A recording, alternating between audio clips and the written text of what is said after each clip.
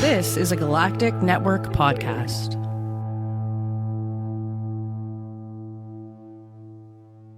The Podcast of Terror is a great podcast. It's covering movies that are not for children, and thus this podcast is not for children. The hosts are two adults who will use bad words from time to time. They'll also spoil movies if that's not your thing. So if you don't like spoilers and you don't want to hear some dirty language or some dirty references to dirty parts of your body, then please, please, please wash your body parts better and do not listen to this show. If you can handle it, and I hope you can because there's a great podcast coming up, then please proceed with Podcast of Terror. Burn and fire, burn the fire. Burn and fire, burn the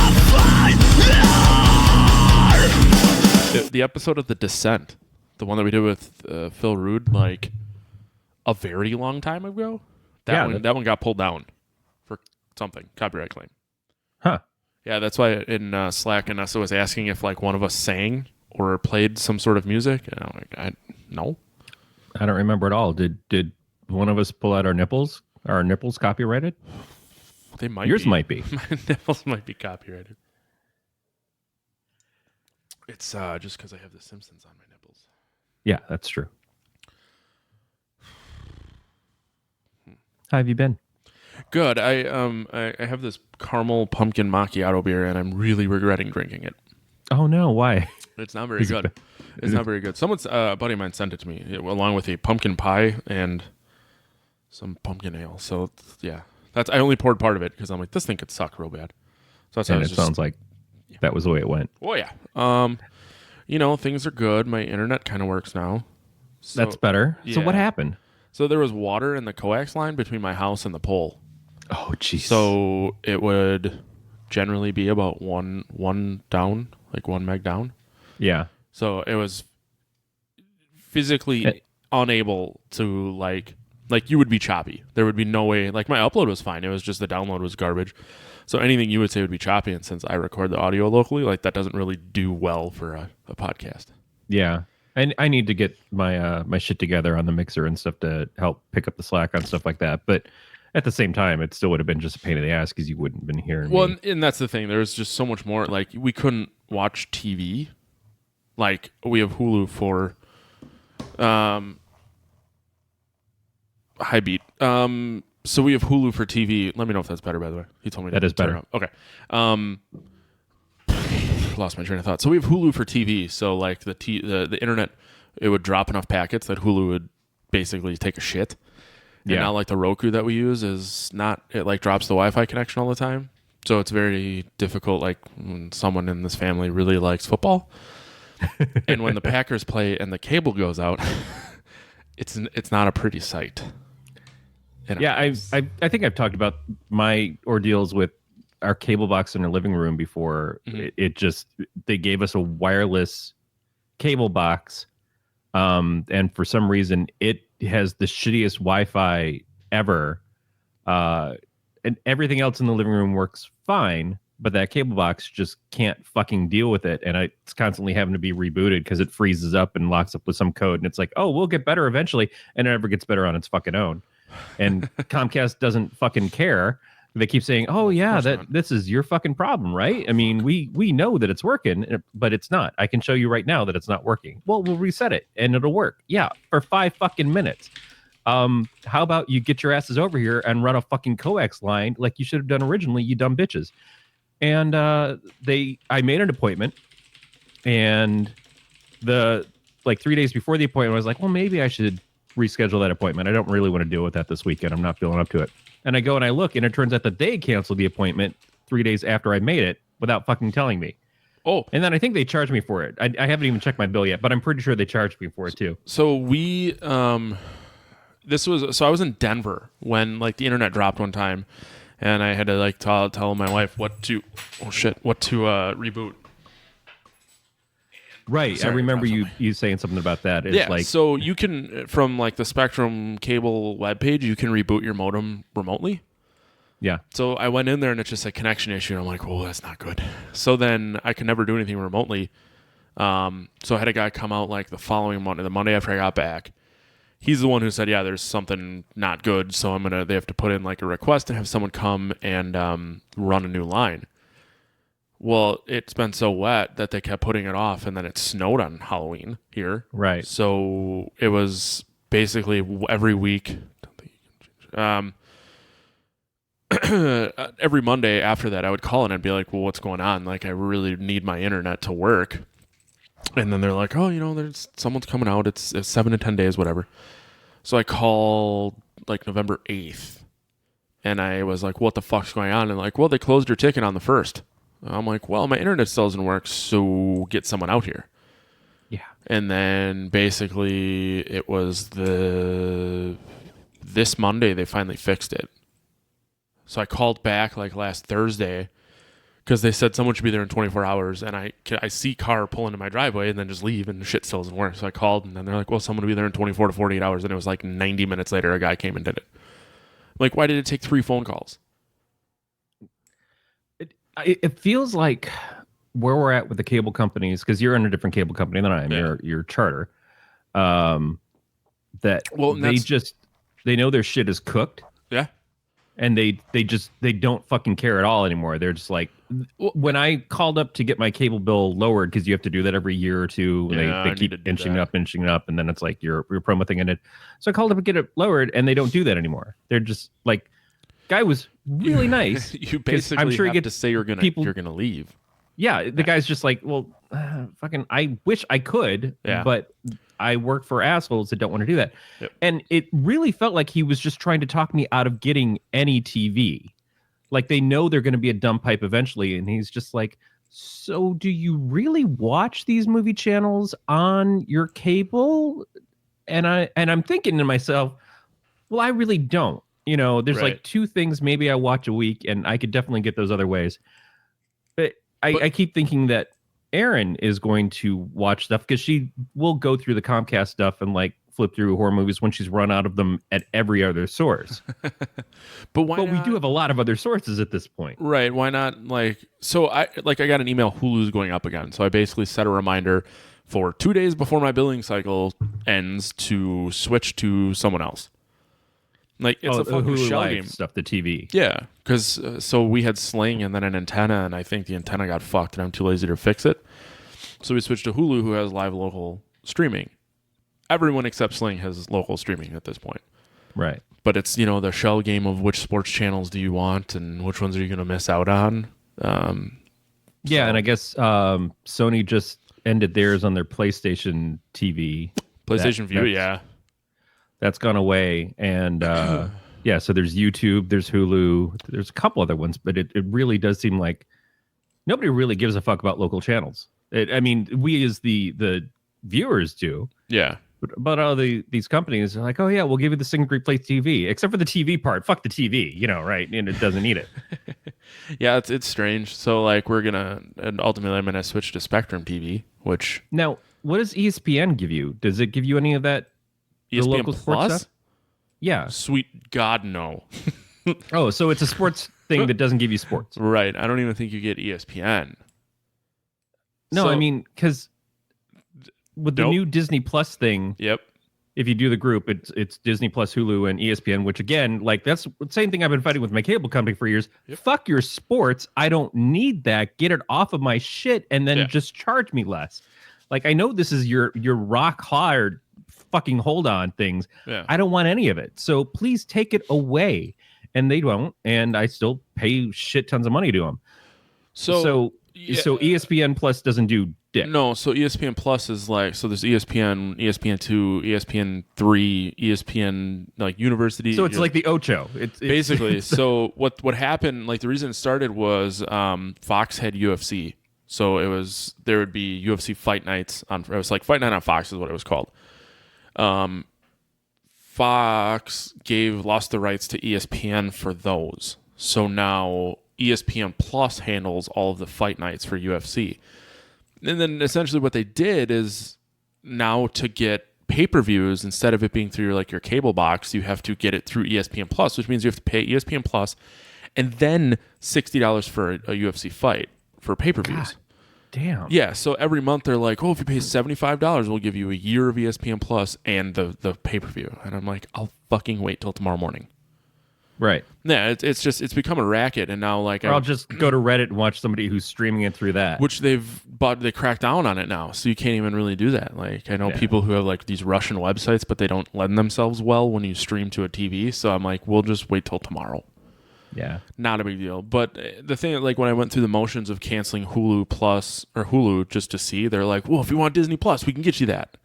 I'm like, it's fucking not it at all. It's that my bill is now $55. Like we went with Hulu because the price for what I got, and now we can get ESPN and Spectrum streaming like the 25 channels that we watch in locals for like $40 a month. Yeah, so and it's I'm still trying to get like a local ISP that is not cable to do a real internet. Yeah, you know, one of those things that's not tiered or that isn't that doesn't have data caps and shit. And there's one that's been talking about it that's related to, I guess, a power company around here. And they're like, oh, yeah, we're considering your area. I'm like, don't fucking consider. Just do it, man. Yeah. I'm waiting. So like AT&T has fiber and it's in Milwaukee. So I'm just kind of waiting for it to creep up here because Google Fiber fell apart. Yeah, Google Fiber fell apart, which is shit tea. But then we're still stuck with the fucking same broadband companies who've been around for years who've been fucking us anyways. I'm like, I'm not anxious to get a Verizon Fios if I know the Verizon is a piece of shit in every other fucking way in their company. It's like, well, I'm sure that's fast internet, but they're going to come around and they're going to just rip their fucking dick out and shove it in me with solid barbed wire on it.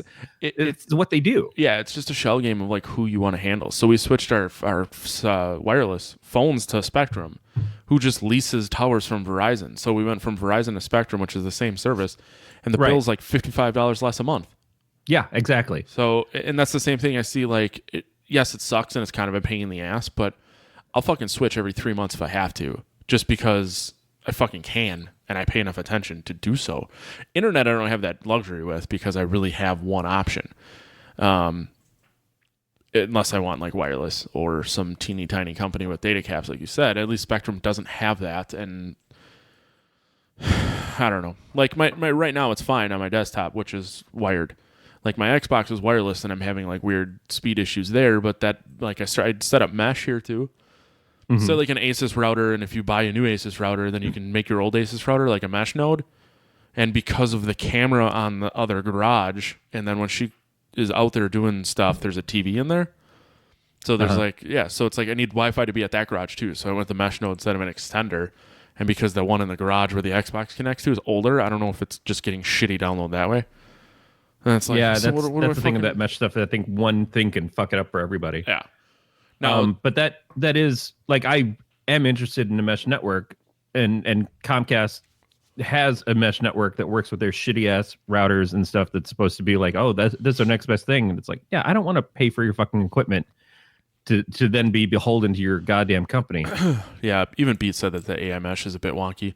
It is, but it's kind of nifty. Like, I used to have really good luck with the Apple airports, and Apple just saying, you know what, fuck it, we're not going to do network anymore. Because we used it when I worked doing home setups and stuff. We use those Apple airports all over the place because you could run it and have it be like a whole network for the entire place with a bunch of those nodes hooked up. Yeah. And they would just like, it would treat it like one network. It wouldn't be like walking room to room and having be like, well, it's called the same thing, but it keeps dropping and starting up. Like Apple was smooth as shit. They were way ahead of the game on that. Yeah. So the AI is pretty nice in that regard. Like if I switch between nodes, it's seamless. But yeah. I need an electrician just to come out because I'm not going to fucking do it. Just run a goddamn cable to our living room. Yeah. I just like set up some Ethernet. We'll put a switch up, just run it around the house. Like give me a couple places to plug in. And then if I need to, I can put Wi-Fi repeaters there. Yeah. But it's just such a shitty fucking thing that I'm like, I'm in a house that is 130 square feet smaller than my old house. My old house, I ran a power line adapter when we first got there, and eventually the power line adapter started to die. Yeah. The problem is it's so fucking expensive. No matter what route you take, it's expensive. Yeah. And I really want, I want to get off this fucking teat that is these cable companies and all these major broadband things. And I don't understand why it's so hard for somebody else. I know it's hard. It's the infrastructure. It's the costs. It just seems stupid because we were getting somewhere for a little bit. And Google being a company to do that, it seems like Google and Disney and Apple and all these people are now trying to sell their content, their streaming content, really need to just like long dick the whole fucking industry and say, we have fucking infinite billions and trillions of dollars.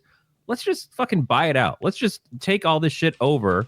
Like we keep buying companies for their content. We own all the content now. Let's just buy these companies out and make it so that you can get our content no matter what. Because you're always going to pay us for our fucking Marvel movies. You're always going to pay us for our fucking other things. Like we'll all team up. We'll give you just the streams galore and then just like keep on our dicks and like watching all of our shit, because who the fuck needs NBC and who the fuck needs all these other companies that are just like part and parcel of the problem? Wow. Says me. Yeah. Beat wants to know if you added audio processing. I don't know. Says you're phasing. I don't know what that means. Me neither. Don't diss the peacock. The peacock. I do appreciate the peacock, not for the name, although I think it's great. I do appreciate it because they're going to do a free service that is going to be handled by ads. I like advertising on TV. Advertising on TV is different than advertising on something like Hulu, though, where you get the same ad 90 times. Well, or take the approach. Okay, with not only having 7 ads, but take the approach that Hulu had, where it's like, it'll be really cheap if you don't mind ads, or you can pay more and there are no ads. Yeah, and I guess the Disney Plus thing, I found some article today that says that because the Disney Plus Hulu bundle, you're supposed to get add ESPN Plus in there too. Right. No, we did talk about that. It's the 3 of them. Mm-hmm. But the bundle is supposed to be that you get you get Hulu with ads, but it's supposed to be behind the scenes that you can have it work out that if you're already paying for Hulu without ads, you can just get the $6 off. Which is what we'd want. I don't want to watch Hulu's ads. Hulu's ads are what kept me from doing a lot of these streaming services in the first place. Yeah, it's all a shell game. I mean, I don't want to pay a company for their content and then also get advertising on top of that. That's where I draw my line. Yeah, I realize that we've now been talking about TV and technology for 15 minutes, which is a nice change of pace. Well, it also is like kind of an explanation as to why we haven't done the show in a few weeks. Yeah, I did have every intent to like address the fact. So where the fuck? I was gone. Then I was gone, and then I was gone. I was sick. Oh yeah, you were sick. I got sick. I was gone. You were sick. My internet. Here we are. Yeah, and I've appreciated the fact that I've had the Monster Madness podcast to listen to you, and you guys have had so much stuff in the bank. And that's the thing. We really lucked out by pre-recording so much that it didn't affect that show. So, yeah, I'm not going to say I didn't think you were fucking lying to me. Like no, but in terms of other people who may be listening, it's like, but that show was coming out. Yeah, no, that one was more so designed to like we're done with the season, so now I can take like the last episode that I listened to. You were talking about when Sid Haig passed away. I'm like, very crafty. I see what you're doing here. Yeah. I'll bite. What day is this supposed to come out? I gotta make it sound like we recorded it a month ago. I don't want Corey figuring out what's going on. Yeah. Let's show newspaper from today, but it's technically from like February of 2016. I go and specifically buy one newspaper to sit on for 8 weeks just so that I have it so I can prove that I'm really in the past. Yeah. Yeah. Yeah, and I think Matt's home for like 3 days. I thought about texting him to see if he wants to do a Cast and the Furious, but I think he's leaving me again. He's been running pretty wild, so I don't blame him if he needs like an actual break. Although that doesn't seem the speed that guy runs. No, fuck no. I'm actually, I was going to leave it up to him just because he's been so busy, but I kind of expected him to say something. And I mean, you've had a whole new Fast and Furious movie come out since you guys last recorded. Waiting to watch it. I know, me too. Fucking we'll see. We'll see. I'm sure. I heard it's great, but so what else happened in the last month? Terminator Dark Fate came out, tanked. What's that? Terminator Dark Fate came out, tanked. Oh, in the yeah. box office. Yeah. So, and Dr. Sleep seems to have tanked. And I wanted to go see that, but me too. And I've heard good things about it. That's the thing. Yeah. It's like, it's not like these things are coming out and they're being claimed as shitty movies. I think Terminator has a harder problem because of the fact that it's had a bunch of sequels that have been seen as bad. you didn't see Dark Fate, did you? No. Before I ruin what that one's about, did you see Dr. Sleep, or are you just saying that? He said it's great. If he says it's great, he's seen it. I assume so, but I kind of want more than just it's great. So Dark Fate is Terminator 1 and 2 with female cast. And I'm not saying that as a bad thing. It's just the story's very rehashed, but if all you want is a Terminator movie and some fucking robot battles, it's a good movie. Yeah, and that's the thing, is I would assume that it would be. And I wanted to see the last one, what was it, Genesis? Yeah, I like Genesis. I figured I would enjoy Genesis because of the fact that they're doing something silly where they're just like, they fuck with the timeline. That is what these movies are about. The timeline is too hard to follow in Genesis. Right. And they're trying to like re-explain it, and it doesn't, it gets really confusing, but... Yeah, it's built for the super fan. Yeah. Which I guess if you're going back to this franchise over and over again, you have to be a super fan. I saw Genesis in the theater, and then I rewatched it at one point, and it's a pretty bad movie, but it's fine. Like, it's worth a watch, but it's just really not good. Like, what was the last good Terminator film? Terminator other 2? than Dark Fate now. What's that? Terminator 2. Terminator 2, right. Yeah. And so I guess, I don't want to spoil too much about the new movie, but I guess there's some problems with the new movie because of a certain circumstance that happens to a character. And it was like in the fucking first 30 seconds of the movie. Right. But it's a little ridiculous. But that character never really felt like they were the biggest part. I know it's all about the fate of them and shit, but it's like they never felt like they were that big of a deal in the first couple of films. And then when they did become about that character, all the films went to pot. Are we talking about the Sarah Connor? person? Sarah Connor was the fucking movie for me. Sarah Connor and the Terminator was what it was all about. Yeah, I thought you were talking about John Connor. I am. Oh. That's what I mean. Is like Sarah Connor was what I liked the film. I get what you're saying. I was like, because the second one, he is the basis for the second one, but I do agree with what you're saying. But he's a kid. Yeah. You know, he's got no real agency. He's running around and he's bossing around his toy robot. Yeah. But he's the kid that everything's supposed to hinge on, but the personalities are the mom, you know, and the fucking robots, the people that are fucking killing everybody. Salvation was fucking garbage. Like, I never want to watch that movie again, even though I was informed today that I will have to for Monster Madness. Why, is that the modern equivalent of something old? No, so she has every season broken down by different concepts, so we're doing like a robot one. Oh, well, that's cool. Why she chose Salvation, actually... I'm going to push you towards Deadly Friend if it's not already on the list. And if you don't do it there, you're going to do it here because... That's fine. Christy Swanson. Fuck. So the other thing that bothered me was that Edward Furlong is de-aged. Like, they made a big deal about him being in the new Terminator movie, and then he's de-aged and in the movie for 30 seconds. Did they de-crack him? Well, he looks exactly like he does when he's 13. Like, they probably could have, or whatever age, like, they probably could have just made him completely computer animated and it wouldn't have fucking mattered. Yeah. I mean, that's kind of what they did. So, Jesus Christ.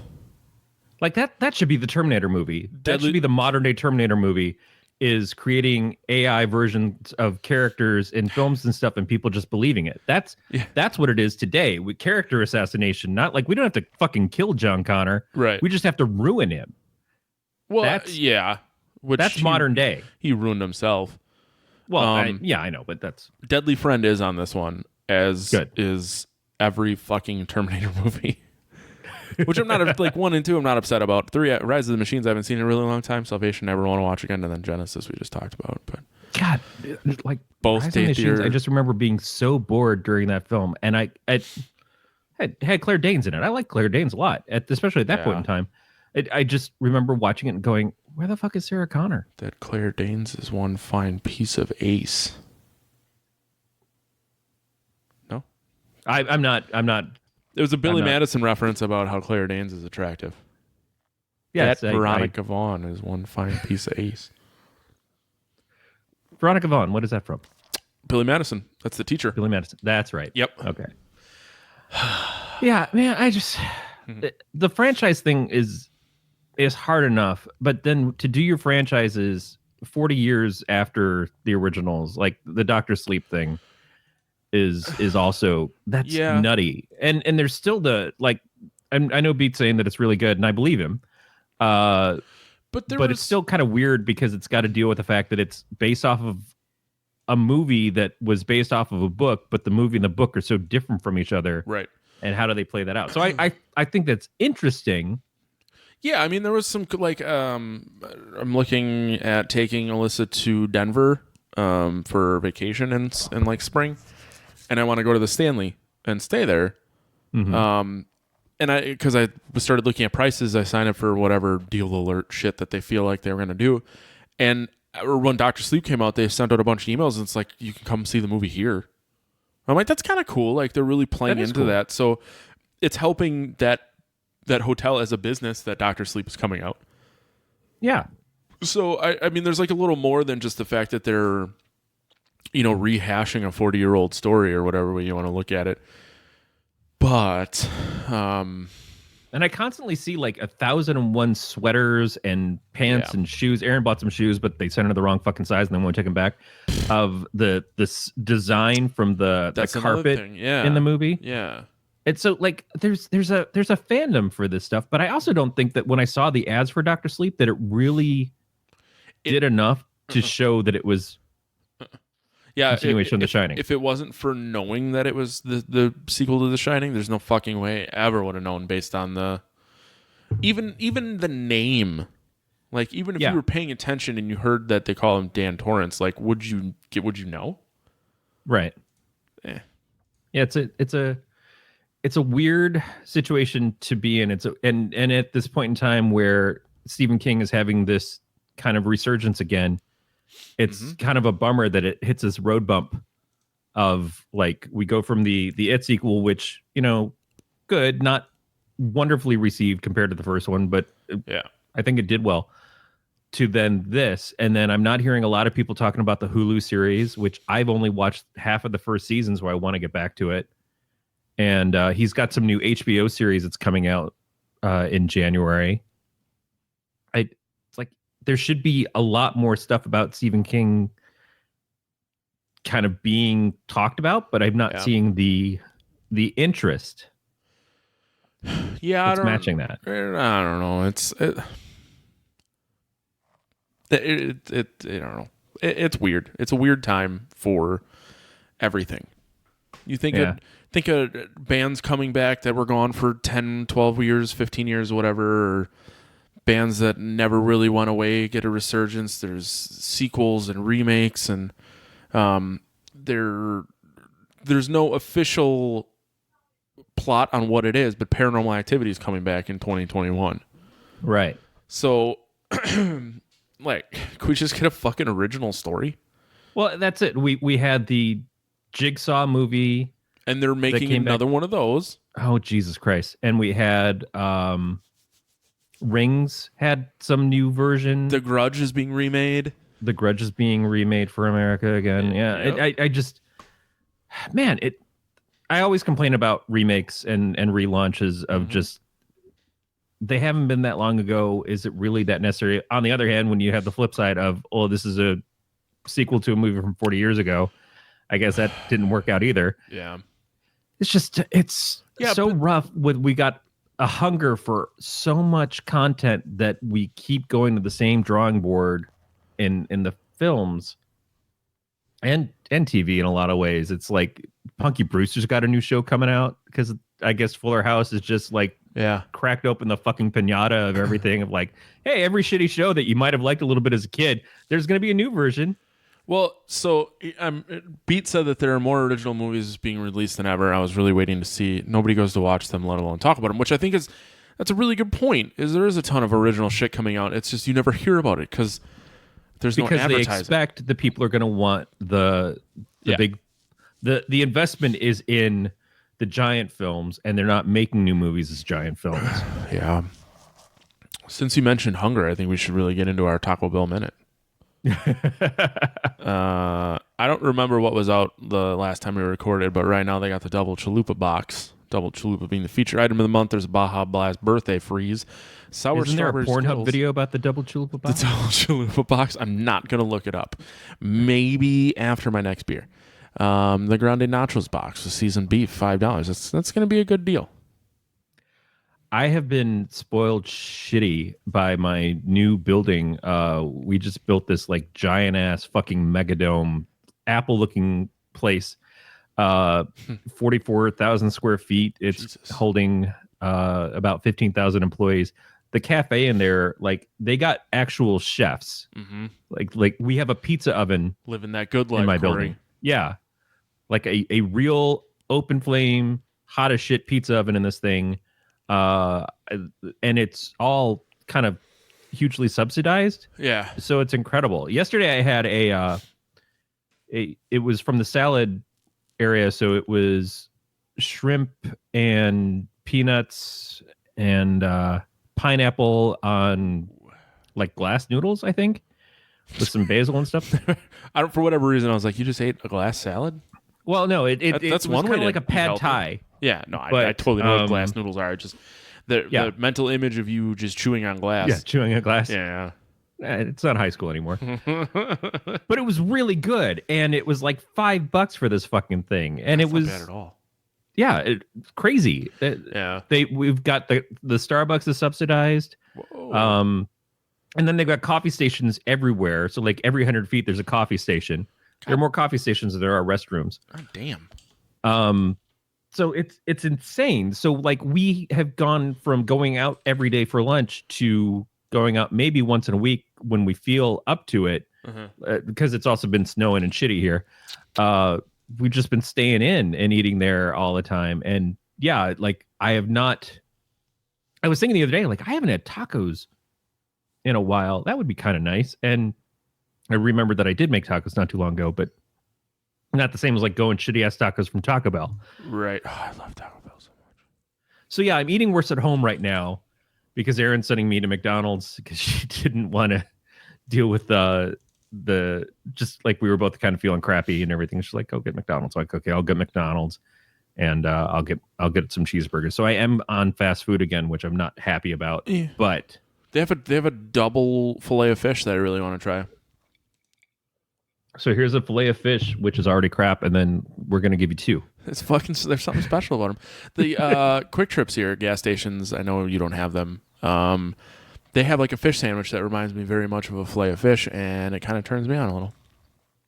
Yeah, I can see that. Yeah. You know, I like the McChicken sandwich from McDonald's quite a bit. Have you ever? Have we talked about a McGangbang? Yeah, the burger. Well, I mean, I know all about it.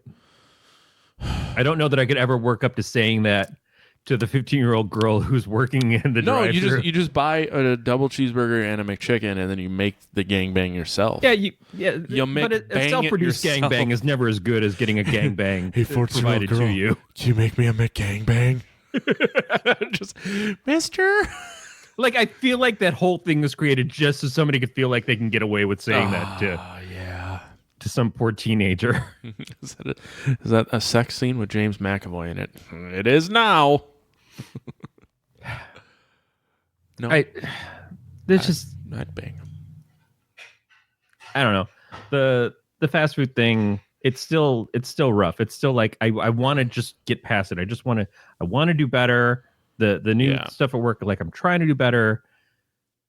But then it's enticing. It's just every once in a while you want fucking Arby's. You want. Oh, I completely agree. Like everyone, like I don't necessarily consider Cousins to be fast food, but I had Cousins a couple times not that long ago, I really wanted to go to McDonald's, but I just didn't want to deal with going to McDonald's. Right. Yeah. So I completely understand. There's something special about garbage food. Yeah, I've been back in Michigan for just over a year, and there's not one necessarily by us, but I still haven't had White Castle since coming back. So my last like 10 or 20 experiences of White Castle have been getting them from Safeway frozen, and they taste exactly the same. Yeah, it's not like there's... I I don't think I'd get anything weird off the menu from White Castle, but it would just be kind of cool to go to White Castle. It's one of those things that because it's a home thing, you want to get it again. I've made the mistake of going to White Castle, and then it was about the second time I ate it when I realized that it smells the same going out as it does going in. Yes. Yes, it does. I'm like, maybe it's like eating Smurfberry Crunch in the 80s. It's like, wow, this blue color cereal is kind of, well, it's crappy, but it's okay. Yeah. And then all of a sudden you check your stool later on and it's the exact same color and almost the same consistency. Yep. Like, oh, well, I feel like I just did some sort of damage to myself that's taken about 15 years off of my life. There was Thanks, a Scooby-Doo Mystery Crunch from Dairy Queen did that and like made your shit purple. Yeah. Man. That's a sign of quality product there. What a time to be alive. We can have purple poop.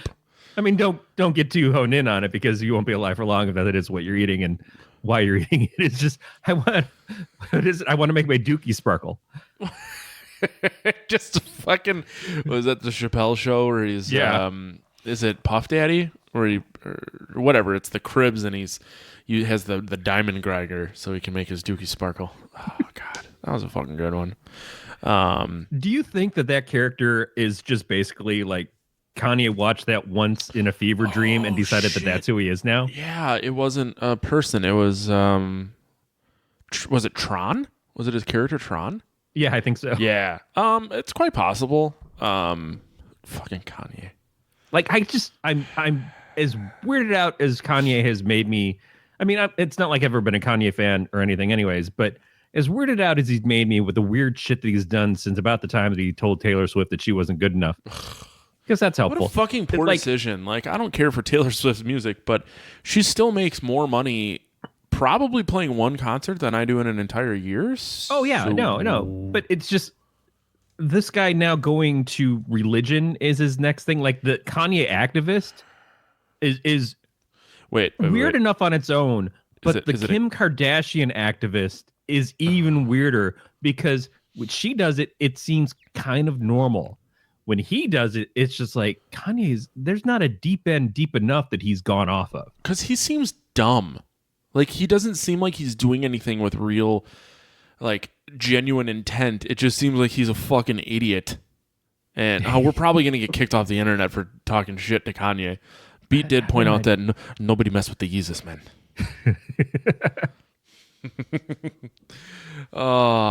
Yeah, I mean, he's probably fucking whatever.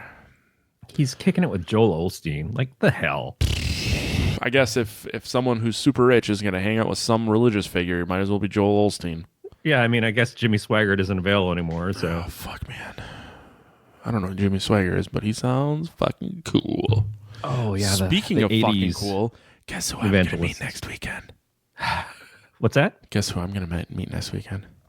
I don't know. Your destiny. Danielle Harris. Oh, right on. She's in Chicago, and I'm going to try really hard not to touch her boobies. Actually, totally won't. That makes it sound like I'm going to molest this girl. No, I'm just very excited because I would leave my wife in a heartbeat if she asked me to. And I'm pretty sure my wife would leave me for her to. Yeah, it would be a step up. Edward Furlong's also there. I am going to make this weird for you. No, it's fine. She was in Don't Tell Mom the Babysitter's Dead. I mean, she was also as the babysitter, or the daughter. She was the little sister. Yeah, well, I mean, she was the little sister. She in was Halloween a kid in the Halloween films. And I know. You know what's really weird is you can pay to get a picture of her in that costume. That's super weird because she's fucking gorgeous now, and I want to J on her B's. So to get a picture of what she looked like as like a 5-year-old, 6-year-old, something there. Not exactly something that I really see as cool. When I met Corey Haim, I got a picture of him from Prayer for the Roller Boys for my best friend, who's always been a fan of it. And his name's Corky, and he like had similar hair to him and that and everything. And I got one that was probably like Lost Boys era Corey Haim. That's a different story. I'm not like having Corey Haim sex fantasies. At least not by himself. You got to do both. You got to get Haim and film. Did you tag him in at all? What's that? I said, did you tag Corey Haim in at all? No. But in your fantasies, he passed away very shortly afterwards. No, thanks, bud. But yeah, I totally derailed you. I'm sorry. I know, because it's funny because we mentioned Claire Danes earlier, and Claire Danes is very attractive. Mm-hmm. But the thing that I remember Claire Danes from the most is when she was a 15-year-old, and it was about the show, and then she just turned out to be hot later on. But this will make you really fucking jealous. Guess who else is there? Who's that? The Soska sisters. Oh, see, they're awesome. Yeah. They've got a new movie. They've got a remake that they're doing that's coming out. Did Corey get unstabbed yet? Did you get blocked by Scott Stapp too? No, I don't talk to Scott Stapp. Well, he knows what he did. If you got unstabbed. No, I think he's just asking to make a joke. Rabid? Yeah, they're doing a remake of Rabid. Oh, yeah, it's on their little picture. But man, I know it's been a while, everything since we watched it, but I love Dead Hooker in a Trunk. I was so excited when we found that movie, because when you used to rate the show, the films with how many dead hookers, and then I really dig that film. I loved just the moves that they made in the choices in that film, and I would really dig it if they did more stuff like that, like stuff that they were in. I know it was like low budget. They weren't the greatest actors or whatever else, but man, it was such a fun fucking little flick. And I'm glad that they're doing all the stuff they're doing. I'm glad that they're popular and it's great. That's the kind of thing that I like their indie stuff. I liked them back when nobody heard of them. At that point in time, people had heard of them, but fucking we hadn't. It was new to us. Goddamn hipster. So I felt a little hipster there. I didn't mean for it to sound that way, but there was something just so pure about the early shit. Yeah. Beat pointed out that we coined unstapped as being blocked by Scott Stapp. So you've not been unstapped yet. I have not. I thought that was going to be your new social media excursion, like Untapped, except unstapped. It's just it's only for people who have been blocked by Scott Stapp. It's like it's a Scott Stapp social media blocked support group. Yeah, it's definitely like Hoffspace, except the opposite of Hoffspace. Is Hoffspace a real thing? Hoffspace was real. Hoffspace was out when MySpace was probably getting to the point where it was just like it was losing all of its users to go over to Facebook. But David Hasselhoff started Hoffspace. Huh? I didn't realize that he funded it. Yeah. Oh my God. I assume that everybody on there just speaks German exclusively. Do you guys remember the time that David performed on the wall? Yes. I'm just clickbait's really taking me over here. There's a giant aloe branch and it says, "If you have diabetes, do this now." I'm like, well, I don't, but I'm curious of where the world's largest aloe plant came from.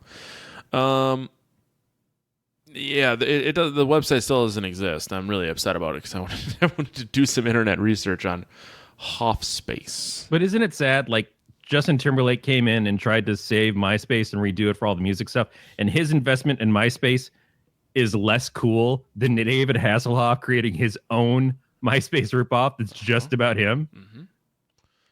Like if I say Justin Timberlake in MySpace, everyone goes, "Oh, God damn it, what a fucking weak move," J Tibbs. J Tibbs. But I say Hoffspace and you like your nipples immediately poke your microphone out of the way. Oh man, yeah, yeah, jealous. Fuck. So we have a movie. Yeah, we do. You know we the promised name. this a long time ago. We promised it can- before Anthony's last episode. Yeah, I can never remember the full name of the movies, so it's up to you right now. Yeah, every time I look it up on IMDb, I have a problem with the two. It is Sorority Babes at the Slimeball Bowl-O-Rama. Mm-hmm. And I always want to like add on of death or something, like it's a fortune cookie. I don't know why. Because it's just like, so did you watch it through my version of it? Yeah. Okay, so did you watch the 20 minutes of previews that? Yeah. I was very confused. Yeah, I know. I don't know if this movie's available in any legitimate places. I think it actually might be on Shudder right now. But I had found it backhandedly. Sorry, audience. Huh. And the version that I have has about 20 minutes for these cult movies. And I think it was like Cult Films was the name of the company or whatever that was distributing all this stuff. And it was a lot of them were by the director of this and other things. It was very clear that someone had a VHS tape that they converted to a digital format, and that's how it was. But that may have been the DVD. That may have been how they got the DVD out, is they just took a VHS tape somebody taped off of. Oh, I'm sure. And at first I thought, like, well, maybe this is the whole point, is that it's just like kitschy. It's just bad previews. Yeah. So some of the movies on there were like the Avocado of Death, like Amazon Women, the Avocado Jungle of Death, which is the one with Bill Maher. Yeah. And Adrienne Barbeau. And that one's reasonably famous. That one, like, people, if you have any kind of knowledge of B movies, and this one is probably the second most famous. And this one is famous primarily because of the fact that, one, USA Up All Night used to play it all the time, Rhonda Shear. Mm-hmm. But two, because it has the three B movie scream queens, Linnea Quigley, and the other ones I didn't remember as well.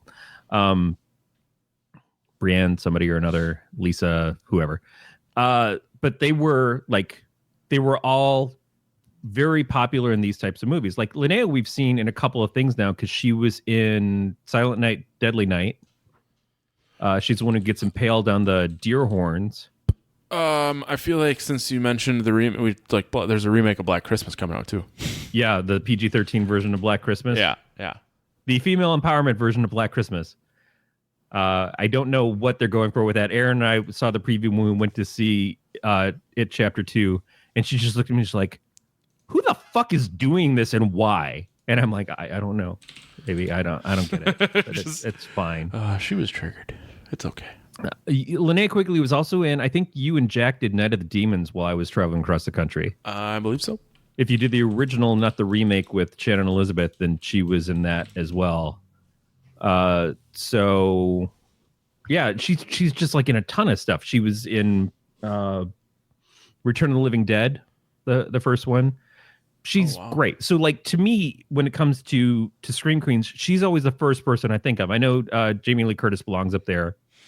A lot of other people too. But like, this is like, when I think person who has made the biggest mark in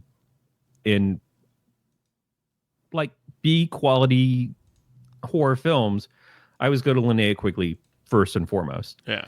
And so I had not seen this movie. I had seen parts of it on USA Up All Night when I was a teenager. I was probably like 18 or 19 at the time. I remember my best friend Paul, his dad, like totally was into Rhonda Shear. And so he would always be watching that on Friday nights when she was on it. It was like Friday nights was Rhonda Shear, Saturday nights was Gilbert Gottfried.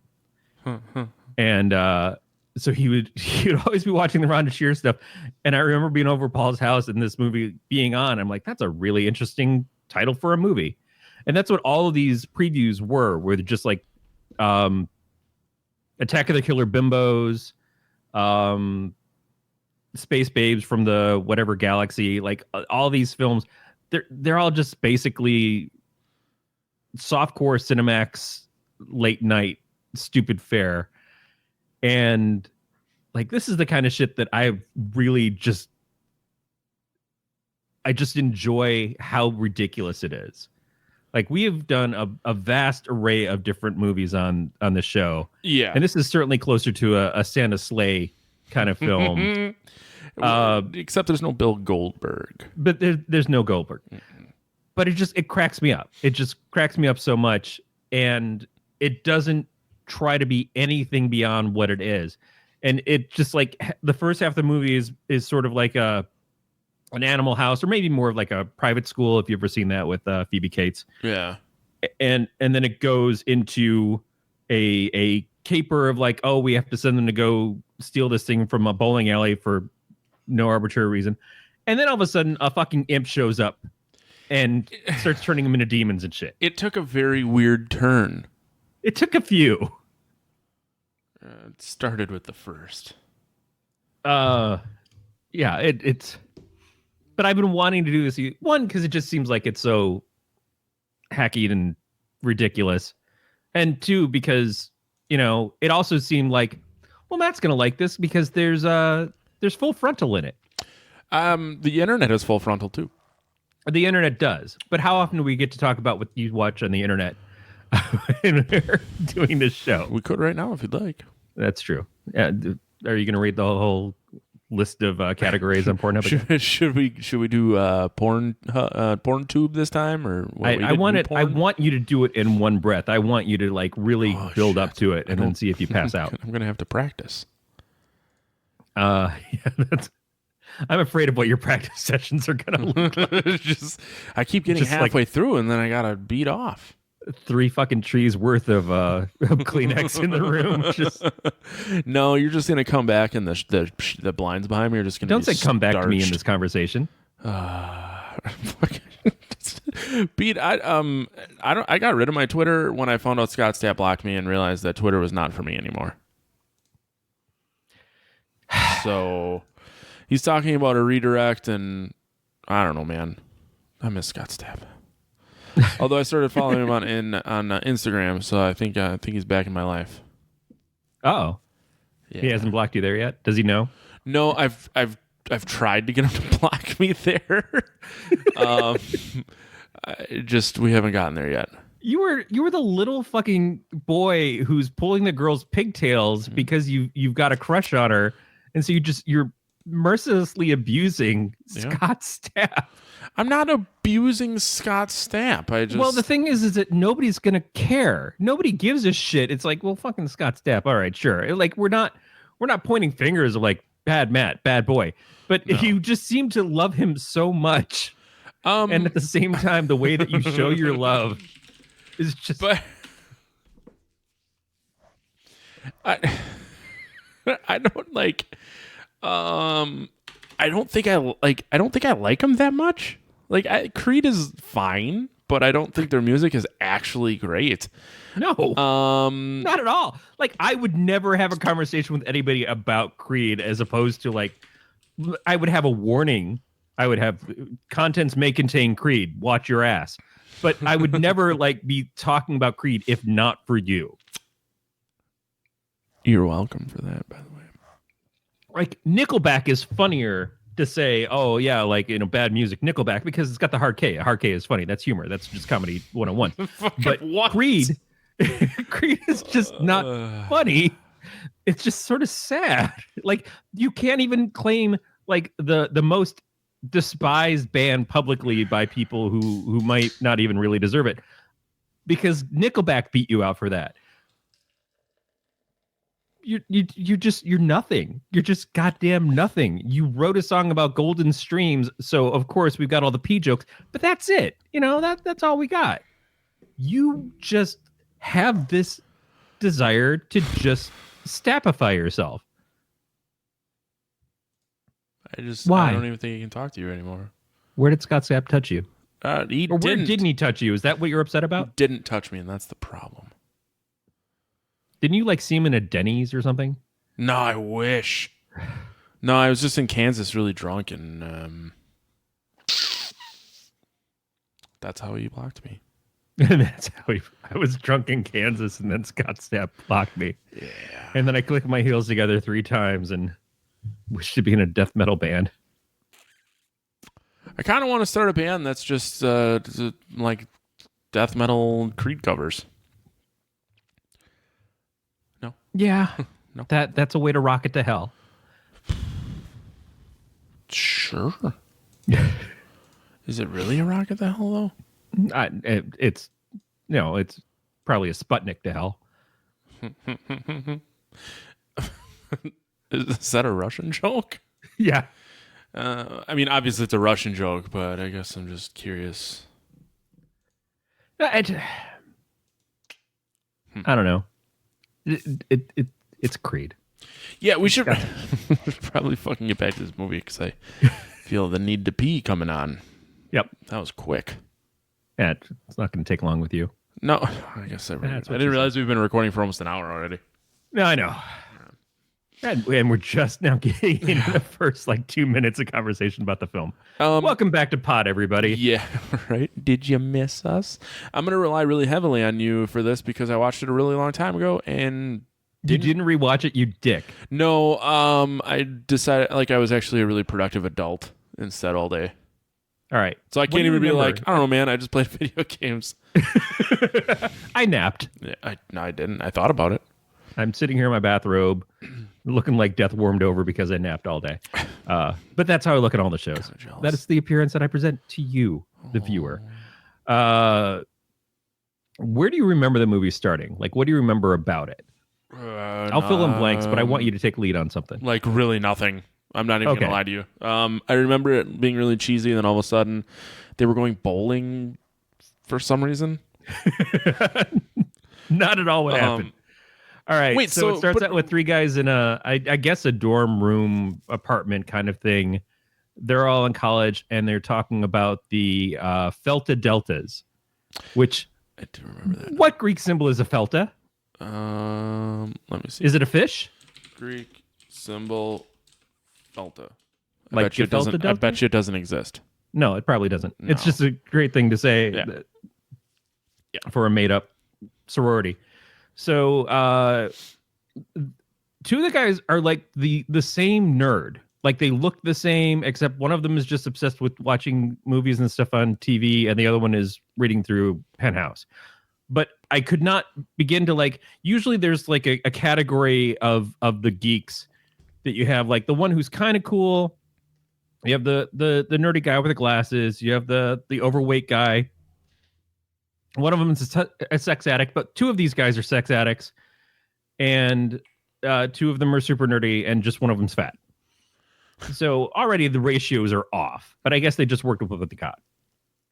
And these guys are like, oh, we're going to go check out the Felta Deltas because it's their time of bringing in the new recruits and shit. And that's what I call trying to get in sorority. And if my wife was home, I could ask her what it's like, but yeah, it's weird. Not my thing. Let's wherever the hell you were in the movie. Are we started? Right. Sorry, I was. Ugh. Okay, so the three guys go and stand outside the window of the Felta Deltas. Yes. And so the two girls are getting hazed by the three women of the sorority. So already a pretty fucking small sorority. There's three women in charge, and there's two people that are trying to get in there. And one of them really wants to get in. And the other one is this is bullshit. We need to get the fuck out of here. No, we really need to be part of this sorority. And that, why? I never get that. Does it make you popular? Because these bitches would be crazy. Yeah, I mean, you're right. But they do have them parading around in half cut off T-shirts where it's that just below the line on the breast. I think that's the benefit to being in a sorority is that you get to dress like a whore around the house. No, it's just that there are boobs at all times. Well, there is, yeah, and so it makes them popular with everybody else, including the three creepy guys outside the window. So yeah, they're wearing these T-shirts that are basically holding nothing back and panties. And so the first part of the hazing is getting beat with a paddle, which is straight up out of Animal House. So they're bent over a couch. And so the guys are all watching from the window. And I think, okay, this is the titillating part of the movie. This is where we're at, is this is why people signed up to watch this.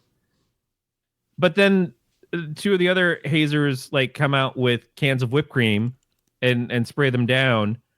And like, again, like that's hazing, I guess. It's weird. Usually we're trying to murder people or have them lay down in traffic. But then they like go like, oh, we've got whipped cream all over us. So it goes up to the most just like weirdest bathroom ever. They're standing there with like a handheld shower thing in a shower that has nothing covering around it. So you just kind of wonder. Like I watch a lot of HGTV. I consider the mold factor and all these other things. I guess in the 80s we just had this old house. Like it didn't matter. But so they're both standing there naked in the bathroom. Like one of them's already cleaned up. The other one is like spraying with this really low water pressure handheld thing. So it's not doing good for anybody. And she's trying to get the whipped cream off. So there's our dual full frontals of the film. And the guys break into the house and go upstairs and are standing outside the door. So again, this really reminds me of Private School. It like rips off a couple other things pretty well in this. But then the head of the sorority comes up, catches them, hits him on the ass with the paddle, puts him through the door, and then says, well, we could murder you because you're just rapists who came in here. So it acknowledges that this is not okay, that these guys are potential rapists. They are definitely in some legal trouble. But instead, she's like, yeah, I'm going to send you three guys with my two unprotected recruits to teach you all a lesson somehow. And you're going to go break in this bowling alley and steal a trophy to prove to us that you did it. Yeah. I don't know what her end game is here, because it turns out her dad owns the mall where the bowling alley is. And so they're going to go and they're going to watch them, but it's never like we're going to do this and then we're going to call the cops and get them busted. It's like they just go to watch them over the video screens while they're doing this. I fucking opened a beer and it gushed everywhere. It was all the talk about the full frontal. Like in my favorite adult films. Just gooshed everywhere. Sorry, you may continue. All right. Yeah, so I don't know why they're doing this, other than the fact that it's the plot of the movie. That's why. Don't read too far into it, kids. So they go to the bowling alley, and while they're there, they run into Linnea Quigley's character, Spider. Spider is, according to the Wikipedia of note, she is a biker chick, although she rides a scooter. And hey man, huh? Scooter's still a bike. It's a bike. Oh, fuck. This is not. Matt can't drink. Matt's really bad at drinking. Guys, if you have listened to Matt all this time and thought, well, Matt, he's an experienced alcoholic. No, he's really bad at it. This is a fucking nightmare. Just my wife's home. Were these joke beers? They taste awful and they just like... No, a really, really good friend of mine who normally sends me really good beer, and they were just all pumpkin stuff, and he hates it. So I'm sure that it was... There's no ill intent, but he sent me 46 pounds of beer in the mail. Holy. Yeah, it was like 30 some odd cans. Wow. And this one I opened it and it just blew up everywhere, which is not impossible to happen with beer over carbonates or whatever. But it's not skunked or anything. It's not. No. Well, it's a fucking cheesecake pumpkin beer. I really. Oh. Pumpkin cheesecake is like legit, probably my favorite dessert. Yeah. It just fucking sucks that there's fucking liquid everywhere. Yeah, I have a drinking problem like Stryker on an airplane. Ted Stryker? Yeah. God, this one tastes like shit too. Well, I poured enough, so I'm gonna have to drink it now. Yeah, too late. All right, I'm sorry. Back to where I don't fucking even know. Linnea Quigley's there. She's broken into the place to rip open the cash register. I don't understand how it's taking her the 2 hours that it seems to be to do this, but yeah, she's trying to rob the place. And our main nerd guy, who's like the most normal one out of them, Calvin, is like, he's the one who finds her. So of course, instant like sexual tension. Will they, won't they? And everybody's wandering around. She helps them. She hates them all. She keeps saying how much she wants them to leave her alone. but she does help them go get the trophy so that they will all fucking leave. And then they're fighting afterwards to the point of they drop the trophy, and out from the trophy comes an imp, Mr. or Uncle Impy, something like that. How many times have you seen this movie? Now 2. Did you rewatch it today? Yeah. Okay. I'm like, you remember an awful lot about this. Because we talked about whether or not we should watch it again. And we talked about doing it on the air. I don't know if that would help you. I mean, I'd be able to make comments as they happen, but that'd be really about it. Anyway. So this is where the whole thing of the movie just like it suddenly becomes a film, but it's a very different thing from what it acted like for the first half hour or so of it going. It takes a weird turn. I remember that. But this movie's only like, what, an hour long? It seems short. It was an hour and a half, and then there were 20, 30 minutes of previews. Yeah, sorry. So, yeah. So Uncle Impy shows up, starts granting them wishes for freeing him. He gives the fat guy stacks of gold. He gives one of the girls, one of the sorority recruits, she wanted to be the prom queen, so he gives her a prom dress, and she just danced around like she's fucking the prom queen now for nobody. Like, I'm the prom queen. Nobody's here to look at me. It's enough just to be nominated. And he gives the other perv nerdy guy permission to go have sex with the other sorority chick. So he's like, yeah, my wish is to go bang this chick. So that girl who's also supposed to be getting a wish doesn't get a wish. She just becomes a sex slave that's obsessed with him and like spends a half hour slowly working up to bang him. Like he's on the ground, she's on top of him. She eventually takes off her top. Then she eventually takes off her garters. And then I think it was getting to the underwear, but like it just like the slowest scene of like, oh, I want to have sex with you so bad, but she's not doing it. I guess I'm a guy. That's all foreplay or something. I don't know. But it was still like, and he's the whole time just seems miserable. Like not miserable that he created a sex slave by his wish. Just like, oh, I got what I wanted. Am I gay now? Like he doesn't say that, but it really seems like he's so uncomfortable that he just realized all of a sudden that having sex with women was not for him. Because he's just fighting it. Isn't this kind of the Weird Science?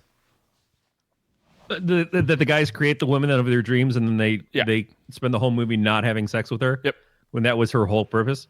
Yep. Yeah, but in Weird Science, felt like it was to teach us a lesson. In this, it was not to teach us a lesson. In this, it was just like, well, we don't have the budget to have the girl actually pretend to have sex with the dude. We're just going to have her get naked on top of him for a while.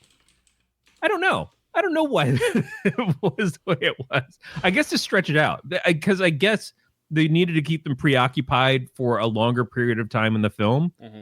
And you know damn well that if that guy had actually had sex with her, it would have been like there couldn't be like a hair metal ballad short enough for that scene to happen. Like it just wasn't going to work. Oh man, that'd be funny.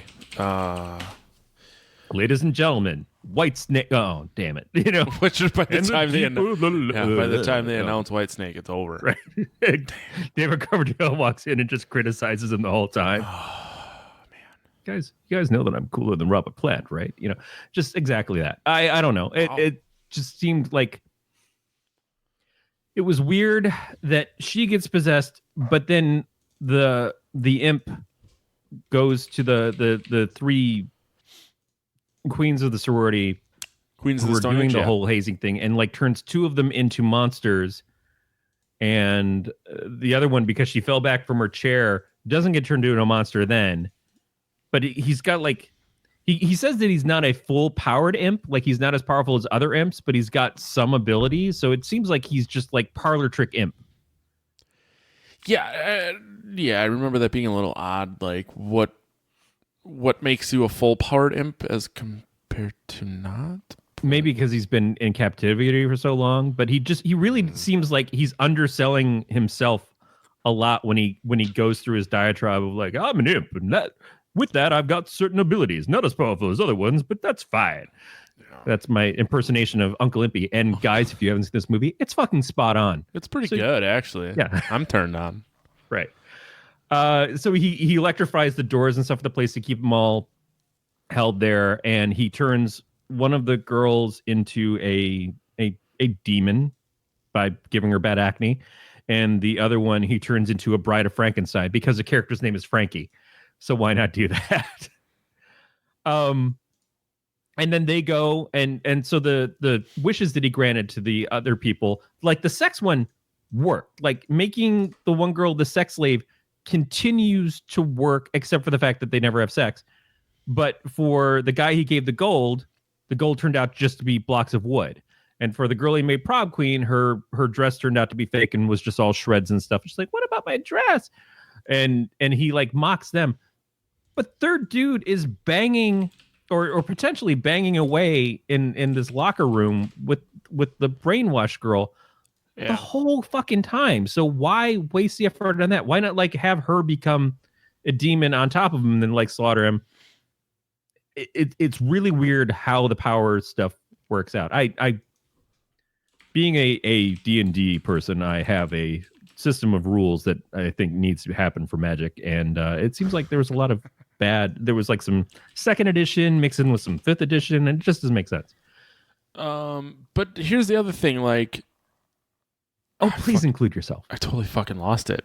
I had a point, and then he kept talking, and then I was like, all right, here's my chance. Yeah, I got nothing. Really fucked the dog there. Shit. I really wanted you to be a part of this film because I feel like this is one of those things that I was giving you as a gift. No, I really didn't care. What I remember not caring for this. No, it's not good.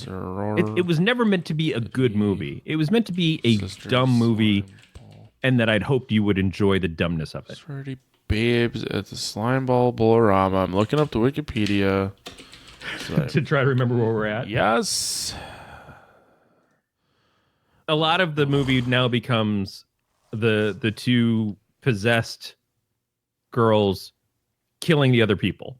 So this movie is so bad and so little known that there is not even a Wikipedia page for it. No, there totally is. Oh, never mind. There is.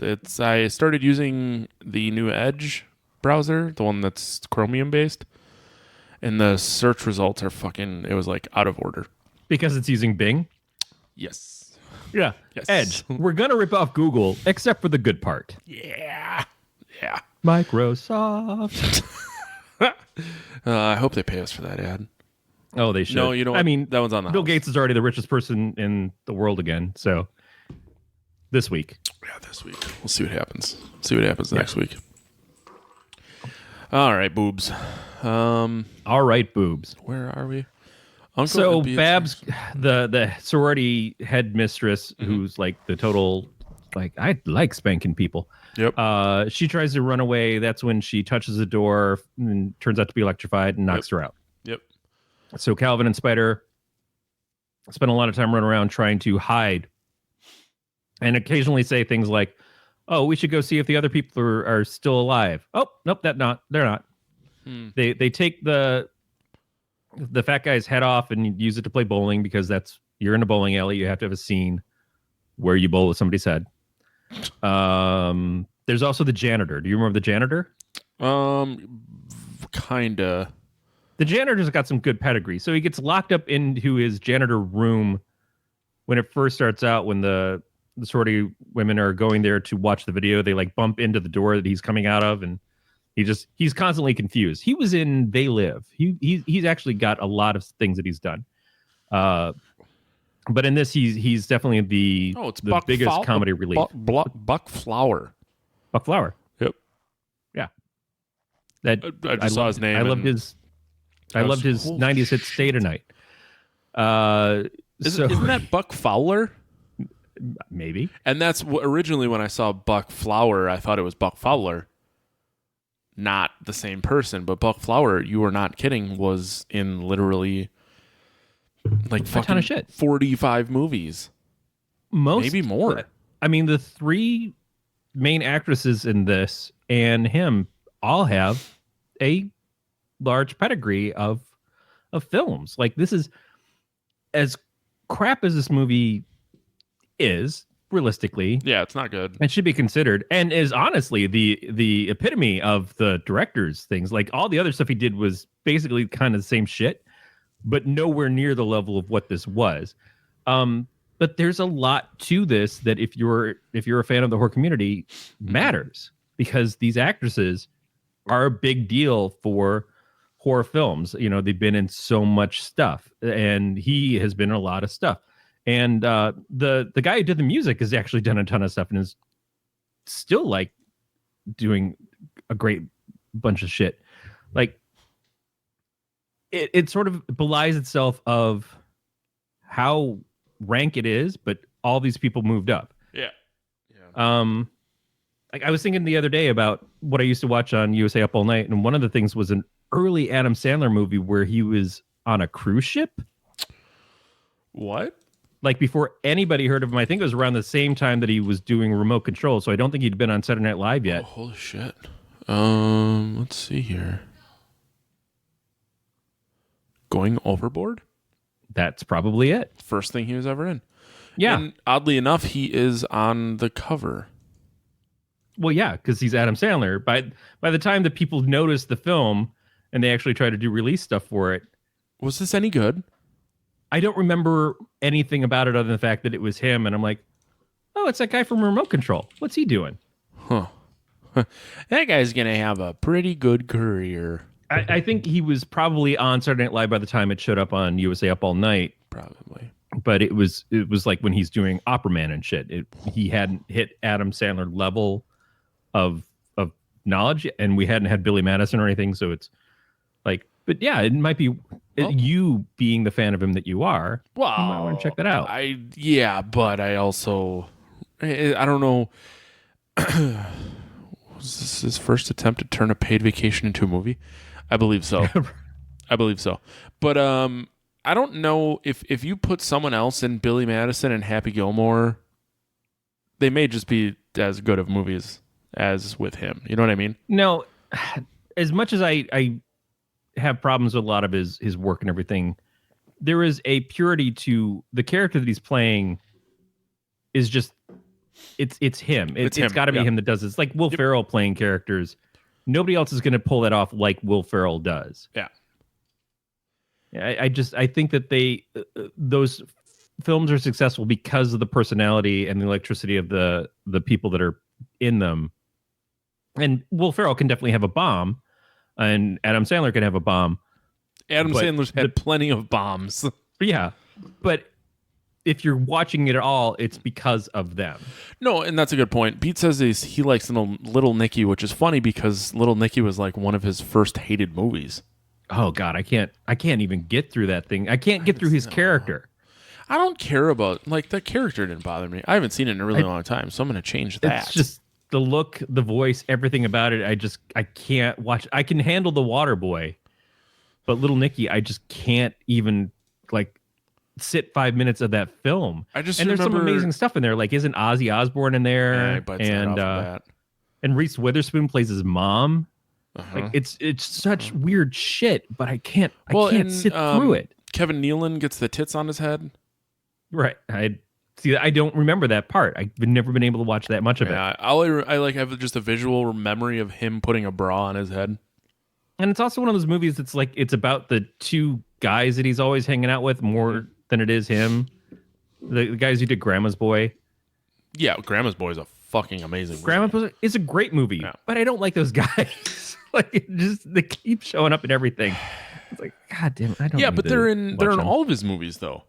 They pretty much are, yeah. And I don't know if they're in that Overboard film, but that I don't know. I think he didn't make that. They gave him that to do. Yeah. So it might be something. It'd be like watching. It's like watching basketball. Oh, that's a good fucking movie too. Not. Do you just want to switch this to South Park guys? Huh? Do you just want to switch this to like a comedy movie podcast?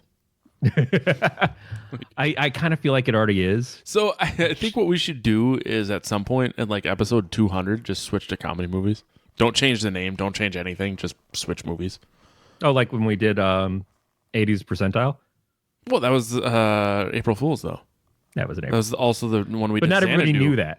No. We did not do that well. No, that's fine. All right. I think. Well, I've already given you a podcast about action films, so like, kinda. It's just I gave you the basis. Yes. But no, what you did with it, I think, was magical. Yeah, when it happens. But I just decided to try and do it with the world's busiest human being. Well, yeah, but also one of the coolest human beings. And Yeah. therefore, Do you like? You can that's tell what how makes many. it enticing. You can tell how many beers I've had because my hair is starting to stand up because I keep pushing it back.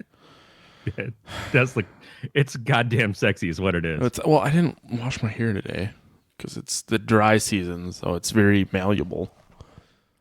No, but it's got such life, such brilliant little curls. Do you know how many times, like, how many of my I could mom's live in friends that. are like, "God, I really like your hair." I'm like, "Oh, it's fucking creepy," but thanks. No, you've got great hair on your ass. Man, I wish I had. It's so no hair. coarse. I wish I had no hair. Luscious. On my ass. I've heard from more than one middle-aged women that I have great hair, and like even bald guys will look at me and like, "Man, you got really nice hair." I'm like, I fucking never like. I take for granted the hair that I have. My dad was fucking There's that bald shit. There's that line in Steve Martin's The Lonely Guy where he's talking about how you always see homeless people and they've got just a really gorgeous head of hair. Yeah. He's like, I think it's because they don't wash it. And it's like this weird conversation that he has in the middle of this movie, which is already a weird movie. I used to wash my hair like multiple times a day, and my head would get so dry. So that's why I switched to only washing it every other day. No, I'm that guy who's like, I have to wash my hair because I don't feel right. And also, I think it depends on your skin type and stuff too. Like Erin can go a few days without washing her hair and it looks great because she can do all the styling shit. I can't style. I'm a wash and go guy. I'm a fucking PERT plus walking around. I don't use PERT, but it's that mentality is like, I need to wash my hair so I can look like a human being. Yeah. Otherwise I just feel like I'm Quasimodoing down the street. I mean, you kind of are. You feel really fucking self-conscious. Like everybody's looking at me like, we should stone him. Yeah. Do we have rocks nearby? There are certain days where I don't wash my hair and I go to work and I'm like, oh God, everyone just knows I'm a greaseball today. Yeah. Or we shit and you don't feel like you got clean enough and you're just self-conscious the whole time. I'm like, is there like a streak? Is there something going on back there that I need to know? Can I? Because you can't smell your own shit. You're just so used to it and you're like, where are we in the movie? Huh? Where are we in the movie? You started us down this road, sir. I will fucking take you anywhere you want to go. You point a direction, I will drive. But you got to know, you chose. I kind of just chose this route. Kind of just want to watch Going Overboard now. Yeah. So the fucking people are killing each other in the goddamn movie, the demons and shit. Spider and we'll call him Clifford. I don't remember. They go and they kill one of the demon chicks, and Babs, who was like fighting her off at that point in time, put her face through the back of the bowling lane. Is like, they killed her. You see, we can beat you. We can beat you. He's like, bitch, I don't give a shit. I will turn you into a demon now, and he does. So you think, okay, there's a limit on his power of like he can only enchant 2 people at a time to make them demonic. But then it turns out that third girl was never demonic in the first place. So again, the power structure is really weird. Anyway, the Spider and Crucifix, they go and they meet the janitor guy, and he gives the whole rundown of like, oh, well, the imp was found by this guy who couldn't bowl for shit. And so he summoned the imp, or he found the imp and he let the imp go, and it gave him powers to bowl better. But then all of these people started getting killed and shit, and then they blame the bad bowler. So he goes and he captures him in the bowling trophy before he goes to jail.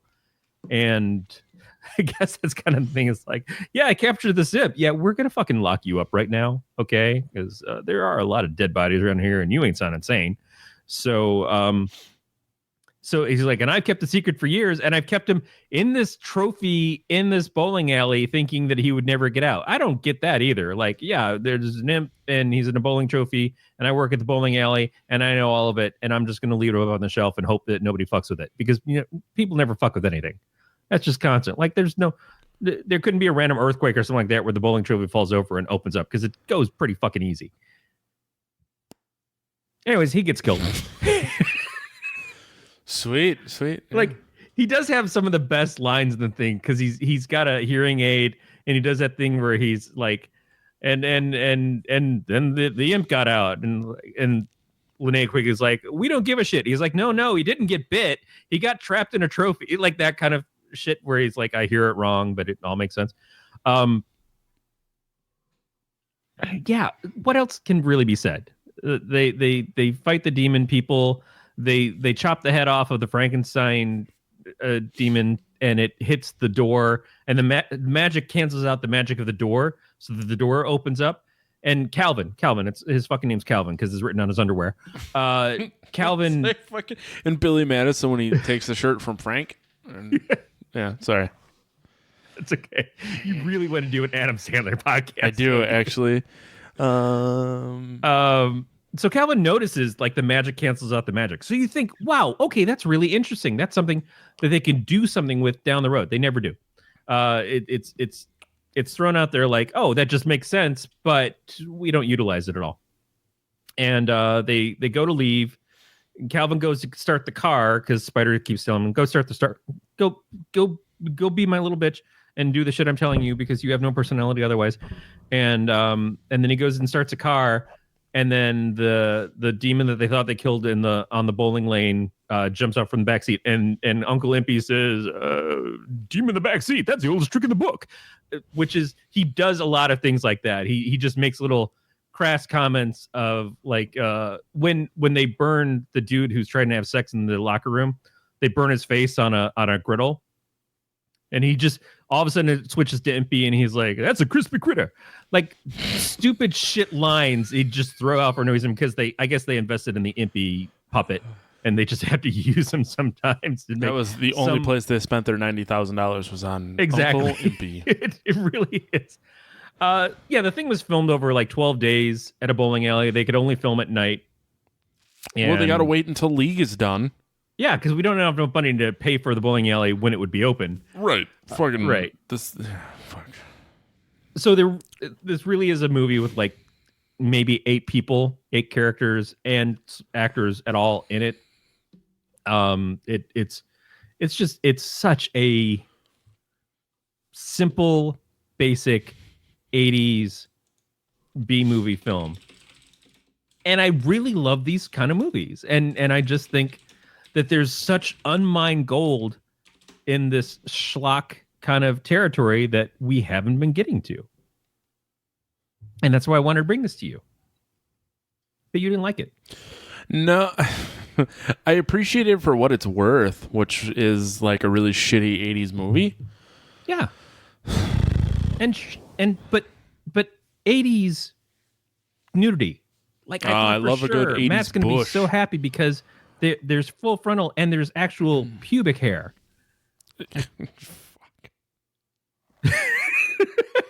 I don't want to pull hair out of my teeth when I'm done. Why would you? That's what I'm saying. So I just assume that's how you got the beard. Trim that shit up. You're not manly enough to have that. That's not you. Fuck, man. No, it is weird. Like I was mentioning this when we had a pause earlier. It's like the 80s of when it came to college movies and what they pitched to kids watching movies about college antics. It was all just like a bunch of weird, rapey shit. And it really made young boys watching this stuff think that this is what college is. You just go to college and you have sex with people and it doesn't matter if they're into it or not. You just go ahead and do it. And like, we'll give them Spanish fly or we'll do this, or I'll put on a mask and pretend I'm their boyfriend and it'll all be okay. Like, that's really what that shit was, that it's all seemed like it was, you could just do anything in college. Like there's a time or place for everything and it's called college. But it seemed like that was the pitch to all young boys.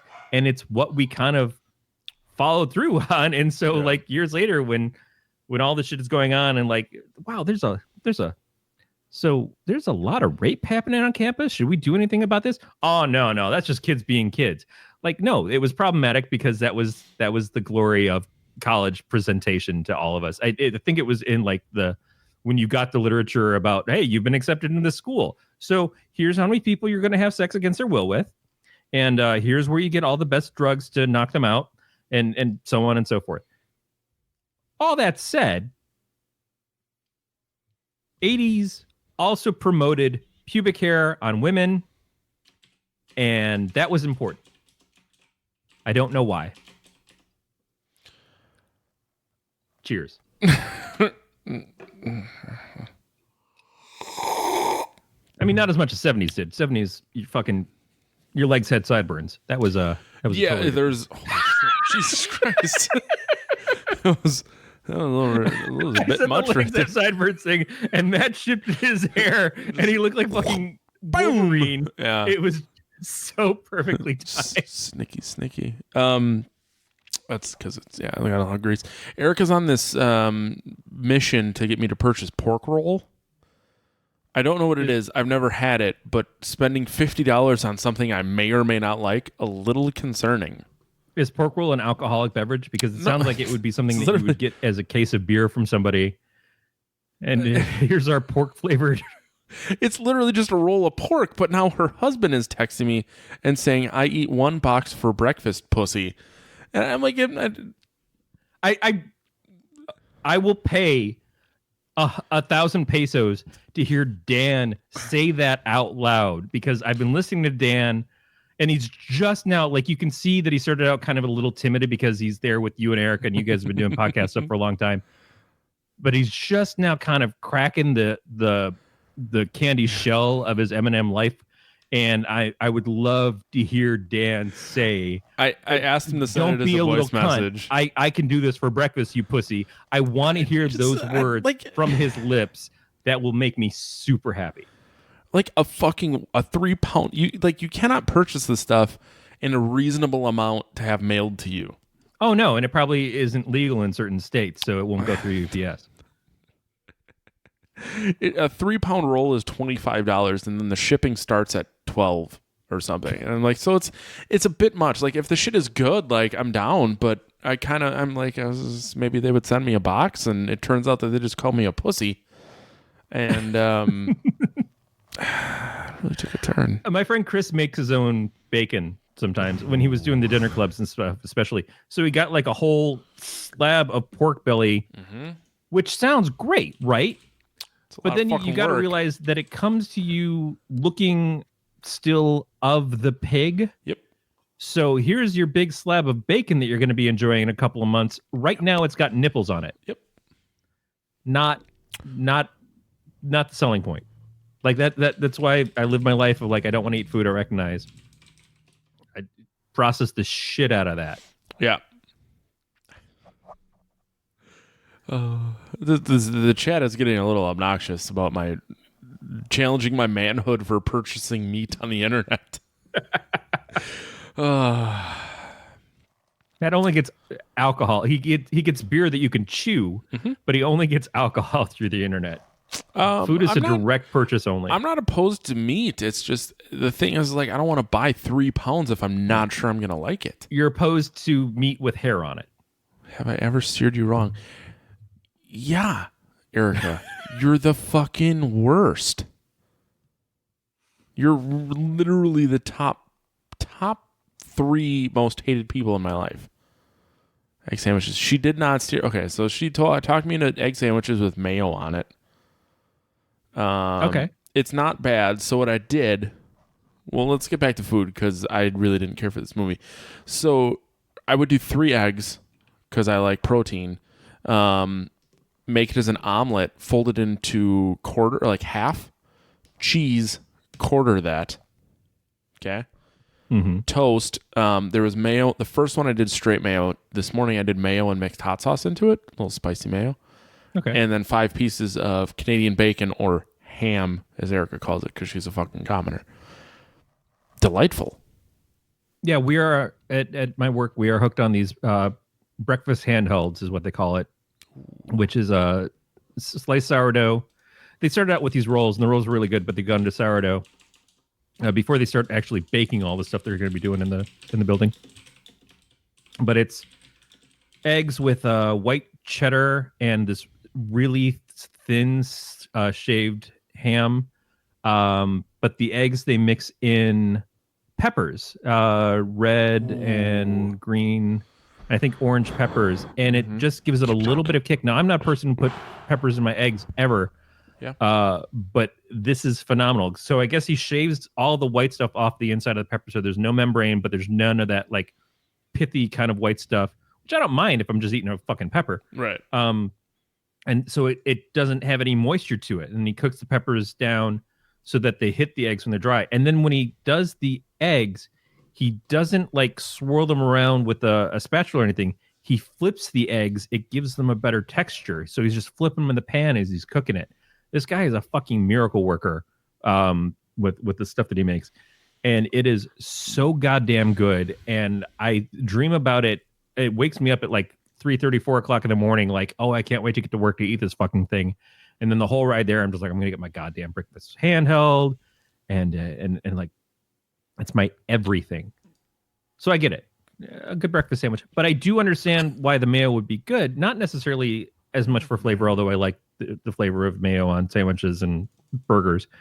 But it keeps the it's a layer of fat between the kind of like wettish ingredients of the eggs and the ham and stuff between that and the bread, so the bread doesn't get soggy. So you've got it on a toast, the toast stays toasty. Right? Yes.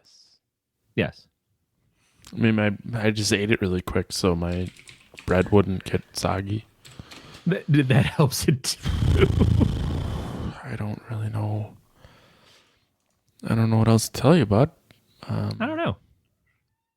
Oh, by the way, the imp gets retrapped in the fucking bowling trophy, or no, in a box for coffee or something, and then Linnea Quigley takes Calvin back to her place, presumably to bang. I don't think anyone gives a shit about the movie anymore. No, and I don't think anybody gave a shit about the movie to begin with. At least nobody on this show besides me. So, for what it's worth, I think this movie would be. Erica says, you act like I'm pressuring you to buy 3 pounds of heroin. It's pork roll. You know what? Split the difference. I signed up for Fuego box. We good then? What's a Fuego box? It's a hot sauce box. It's like a monthly subscription to a hot sauce. Instead of cheese of the month or whatever. I did go to Costco to purchase their cheese board. They had like a... So okay. Meijer puts out a goddamn cheese advent calendar, and I go one day after it comes out and I miss it. Yeah. So and I didn't realize it would be that popular. Costco puts out like a cheese board. It's like Kirkland brand. I can send you a picture. It's like Kirkland brand cheese flight, and I got that today. Okay, but it's Kirkland. Yeah, but it's fucking cheese. Yeah, it's cheese. It's not like it's Kirkland brand dog shit. So when I first moved to California, like right after I got there, my parents went on some trip and they wound up stopping off in Wisconsin. And I was like, oh, fucking send me some cheese. And I can mail you cheese curds, just ask. Huh? Well, yeah. I can mail you cheese curds. I'm not the young man that I used to be. I can't process cheese in the same way, but I do enjoy cheese. Oh, man, the day I can't process cheese anymore, I'm just going to kill myself. Don't tempt me. So, like, what I do to stay alive is I watch shitty movies and hang out with my friend. Boom. So they go someplace and they get like this whole thing of cheese and they send me this package and then it gets kind of like fucking lost. So it had like refrigerator packs and stuff to keep it good, and they shipped it in a time frame that it would have been okay. But then it took longer to get to us than expected and became questionable. But that was also before I realized that California has really great fucking cheese. That's the funny thing is that California always tries to combat Wisconsin for cheese, and I'm like, Happy cheese comes from happy cows. Happy cows come from California. Better cheese comes from fat cows, and fat cows come from Wisconsin. That's true. We don't, because we need to have fat to stay warm. Yeah. Yeah. No, and that also back to the work thing. Oh. So at our salad bar in the morning, they have bagels and stuff and things. They've also got a charcuterie. Excuse me, charcuterie. I had a lesson in how to say that word when I was really drunk in a Target trying to talk about purchasing a charcuterie board to watch American Juggalo 2 on YouTube. Well, I'm glad that you finally came out. I was drunk. 'Cause Shocker, I was drunk. you care that much. Yeah, so they've got cream cheese spread and remind me I have butter. something to tell you when we're not on the internet anymore. All right. Okay. They got cream cheese spread and butter for the bagels. So I go and I toast my bagel and I put some butter on there and I put some cream cheese on there. Because when I first moved to California, I was working at this comic store. And there was a bagel shop next to it. And my friend Cisco, who worked with me at comic shop, got me eating bagels with butter and cream cheese at the time. But only at shops. Did he write the thong song? Do I what? You said your Did friend she write Cisco. the thong I said, song? did you write the thong song? No. Is it a he or a she? I've never heard that joke before. He or a she? She. So her name is really Cisco? Her name is Cisco. C-I or S-Y? C-I-S-C-O. And her middle name is Jeep. Because her mom wouldn't let her dad name her Land Cruiser. I have a lot of questions. And by no means am I ragging on your friend. Why? Fucking why? Because why not, man? They're from California? Yeah. Okay, that explains it all. Apparently there's a voice memo from Dan. Here, let's... Oh, God. I eat one box for breakfast, pussy. Nice. There you go. All right. Now, out of context, that's even funnier. He eats a box of Cisco for breakfast, pussy. Wow. Yeah, it took him a really long time to produce. I'm sorry, Erica. It seems like sex is probably very long and painful in your house. Cisco. He couldn't say it that whole time because his mouth is full. Oof. Eating that box. Oof. Made it too real, didn't it? Made it uncomfortable. Yeah, Erica's a very good friend of mine, and Dana's getting there, and just the thought of them doing that thing that they obviously had to do if they have a kid. Yeah, at least once. Wait until their private selfies get leaked. Matt literally almost threw up the beer that he already doesn't like. No. I switched to a different one. We're drinking Pillow Talking for more in Chicago. May stop here the next weekend on my way to Days of the Dead. If you're one of our 7 listeners and you're going to be at Days of the Dead next weekend, let us know. I'll hang out with you. I'll get drunk with you. I'm going to get drunk regardless. I might as well do it with a fan. I got drunk with all these people last week. Did any of them know that that's what you were doing? No. Who gives a shit? I got drunk.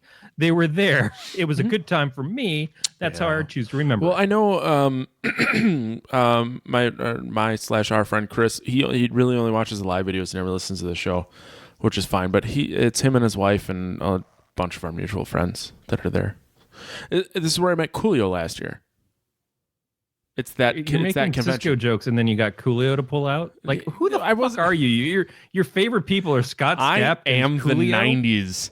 I was simply I was born into the 90s. You simply adopted it. We should probably wrap this thing up. It's getting yeah. Rate the movie, Matt. I don't think you have to, but go ahead. Here's a nice piece of shit that also it's a callback to my love of Adam Sandler and my desire to start an Adam Sandler podcast. But you use that line on every podcast. I do that. I actually do it a lot. But that's from Billy Madison. So it's from Billy Madison. But if you're listening and you didn't know, that's from Billy Madison. Beat thinks we should start the podcast of terrible movies. That was like 87 messages ago, but I remember it.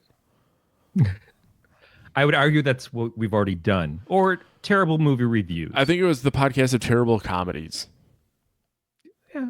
To be some of these are terrible comedies. Like, how much How much further into not liking the movies that we watch can we really go? Like, it's already a trial sometimes to do this show. Okay, no. Let me expand on that. It's not a trial to do the show. It's a trial to do the show and cover. For you, sir. That's because I have the problem with like staying busy. I feel like if I'm not busy, assume that it's easier to do the show than to listen to the show. Oh God, yeah, fuck yeah. I just plow through beers and talk. Just say what and sometimes just watch wrestling videos. Hey, don't make fun of my boyfriend. I love your boyfriend. I think he's very sweet. He went to fucking Disney World. There's a wrestling show tomorrow that we're going to, and he's in Disney World. He's not even there. One of my coworkers is at Disney World this week, and wouldn't it be funny if they met and fell in love? Randy's there with his wife.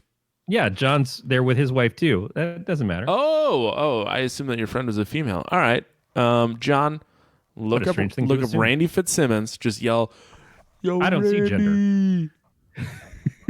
Randy, let me get that dick. He cut his fucking rat tail off. I assume that's his hair. Yeah, no. What else would it be? Not his actual ass tail. He had a rat tail of hair, and now it's like he texted me to tell me where it was in case their plane crashed. If something happens to me, you have to guard the rat tail. This is the perfect like National Treasure type adventure movie that Disney needs for their new streaming service. I'm just gonna read to you what it says. I gotta go back. If anything happens, I have my rat tail in the inside pocket of my blue members only jacket. You know what you will need to do with it. I said, eat it. And then you gain his power. His wife said, wear it with pride and then you put honor. on his blue members only jacket and you lose all power. Tear it, yeah. And he says, that works. I was hoping you would try and clone it. I said, oh, or that. His wife says, apparently you assigned the task to the wrong person. I said, both of your ideas are way better than mine. His wife said, Alyssa can weave it into her hair. And I just said, I don't hate that idea. And then the conversation stopped. I guess it depends on where. Yeah, but here's the thing is if my wife puts Randy's rat tail in her hair, I could sniff it. And it's like I get the best of both worlds. I get my sweet beautiful wife and what it's like to feel loved. Yeah. If you can clone a rat, you can clone a rat tail. That's easy. I feel we've got the makings for a script here that we can do. Once we do Gremlins 3, motherfucking Jack. Oh God, I'm gonna give me a second. I'm gonna text him. After I text Randy. Wait, how somehow? So we're at the Matt texts everybody he knows part of the show. If you can clone, since Erica and Dan have already made their appearances, you can clone a rat tail. Corey Scott. Oh, 2 T's. 2019. All right, let's get out of here. Jack Pinecone. There's my epitaph. Gremlins 3 came up. Where you at, bitch? So we'll see what comes back with Jack. I just want him on the show so I can hear his voice again. I miss him so much. He did text me yesterday and he's just like, hey man, I missed you. And I'm like, hey, we should do a podcast soon. Oh, I don't feel like Jack texted me back already. It just says we miss Jack's you. Less enamored new phone who dis. Yeah, basically.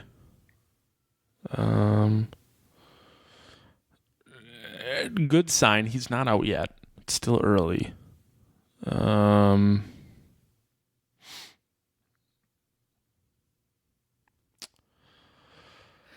I'm going to review the movie by saying I've now watched it twice. I don't hate the fact that it's out there. If it were to I don't think I'm going to seek it out again. Yeah. But I'm not going to be mad if it But would you ever watch this style of movie? Because this is a very specific style.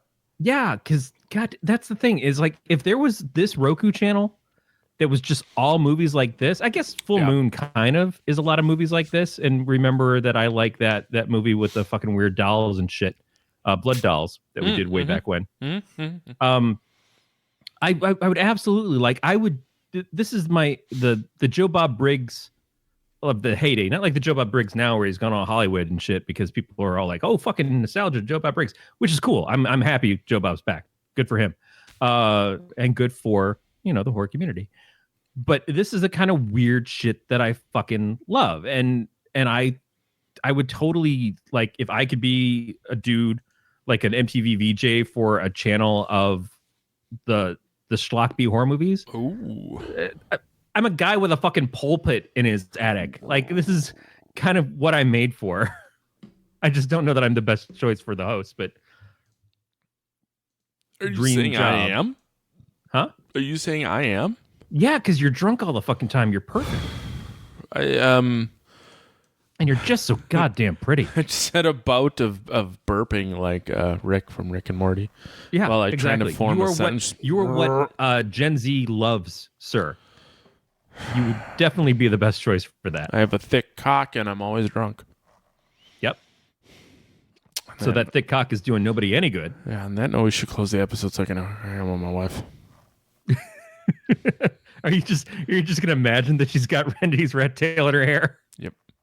She's gonna sniff her hair and she's like, "What are you doing?" I'm like, "Randy's rat tail."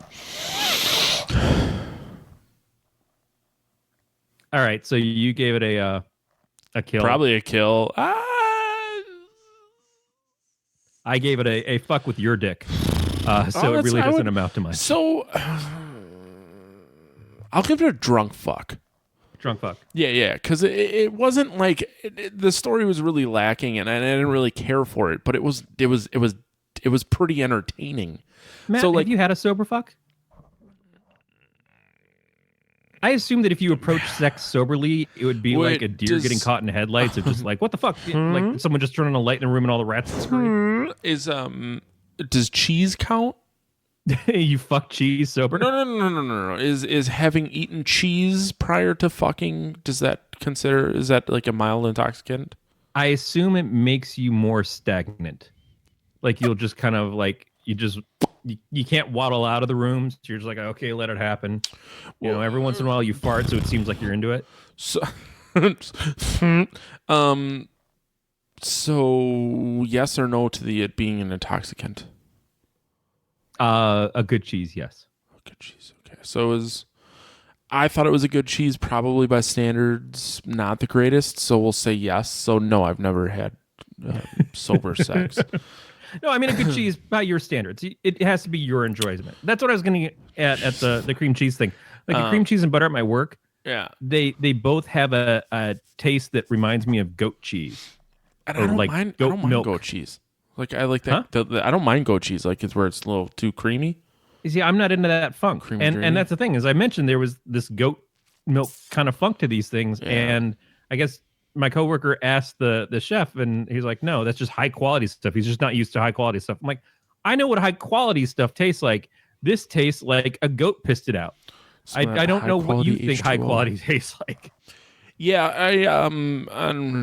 actually this came up the other day, our wedding night. I had so there's it's string cheese basically, but it's not straight ones. It's like a big amalgamation, but it's really fucking salty, and it is probably my favorite cheese that I can get my hands on, like readily available cheese that isn't incredibly expensive. My wife hates it because she's not into like really, really salty shit, but right. I ate that on my wedding night. Like had that with a prosciutto or something? Yeah, and then consummated my bird fuck. And then you put like a nice, like a cracker. Like that would be just... Now, what is your quality cracker? What is it? Do you want like a fresh made cracker? You're not going plain saltine. You're definitely not going Ritz. What is I don't dislike Ritz. I don't dislike Ritz either. No. But the butteriness kind of gets to me after a while. I can't eat a lot of it. Right. A Toll House pita cracker. It has decent structure, not too salty, not too much flavor. So I really just want the crunch of a cracker to incorporate, like with the cheese and the meat, Like I I want like the those cheese. round crackers that you get like in the Yeah. little black box. Yeah. Those are tremendous. Yeah, I like the triangle of the pita, and it's the structural integrity is really nice. And I want the ham or prosciutto or salami or whatever to carry the majority of the salt, and then the cheese to just Yeah, I feel like that for a charcuterie. A charcuterie, yes, for American Juggalo too. Charcuterie situation. I need that style of cracker for like the ham and the cheese slice. If I'm having just crackers and cheese, like I'm taking a big block of sharp cheddar, like the Tillamook, and slicing that off and putting that's on a saltine. And for Ritz, it's got to be something like a cream pepper cheese. jack. Like I'll spread cream cheese on a Ritz and have that because the cream cheese takes away some of the butteriness, so it doesn't feel like you're overwhelming with that aspect of it. So it's got to be like cream cheese or peanut butter if you're a person who can handle peanut butter and then cheese crackers together. So which I guess we all did. Yeah. So where can people find you on the internet or whatever you want to push this week? Well, motherfucker, I feel like we're going to talk about cheese if we don't. What is that? And if we don't change this, it's going to continue cheese and my bladder's getting full. Yeah. There is a new social media app, or new to me, called Slasher. Never heard of it. Right. That's fucking new.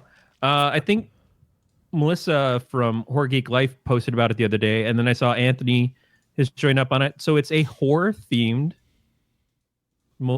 social media site, and it makes a point of like, we're not gonna block things for like probably the most extreme content and stuff, but we're not gonna block things of like what your Instagram stuff. Like Erin had a painting she did get taken down on Instagram today, not because it was vulgar, but because I guess it made it somebody uncomfortable in like the tags that she used.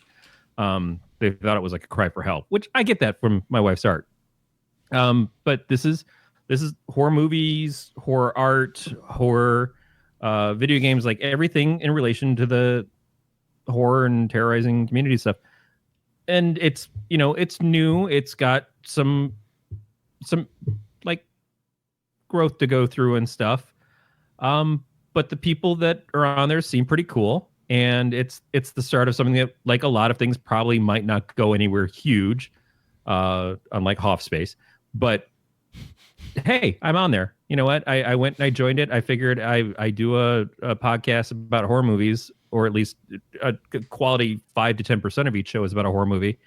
And so I joined up. So if I'm going to make a pitch for social media, you can find me on Slasher, Captain Temerity. That's what I'm going with. I thought about changing it to like Corey PoT, but it was just, I feel like it's going to give off the wrong vibe. Don't do that. That's the exact time that your band breaks up. Yeah, exactly. You're already trying to talk us out of doing the show in the middle of doing the show. So yeah, something like that.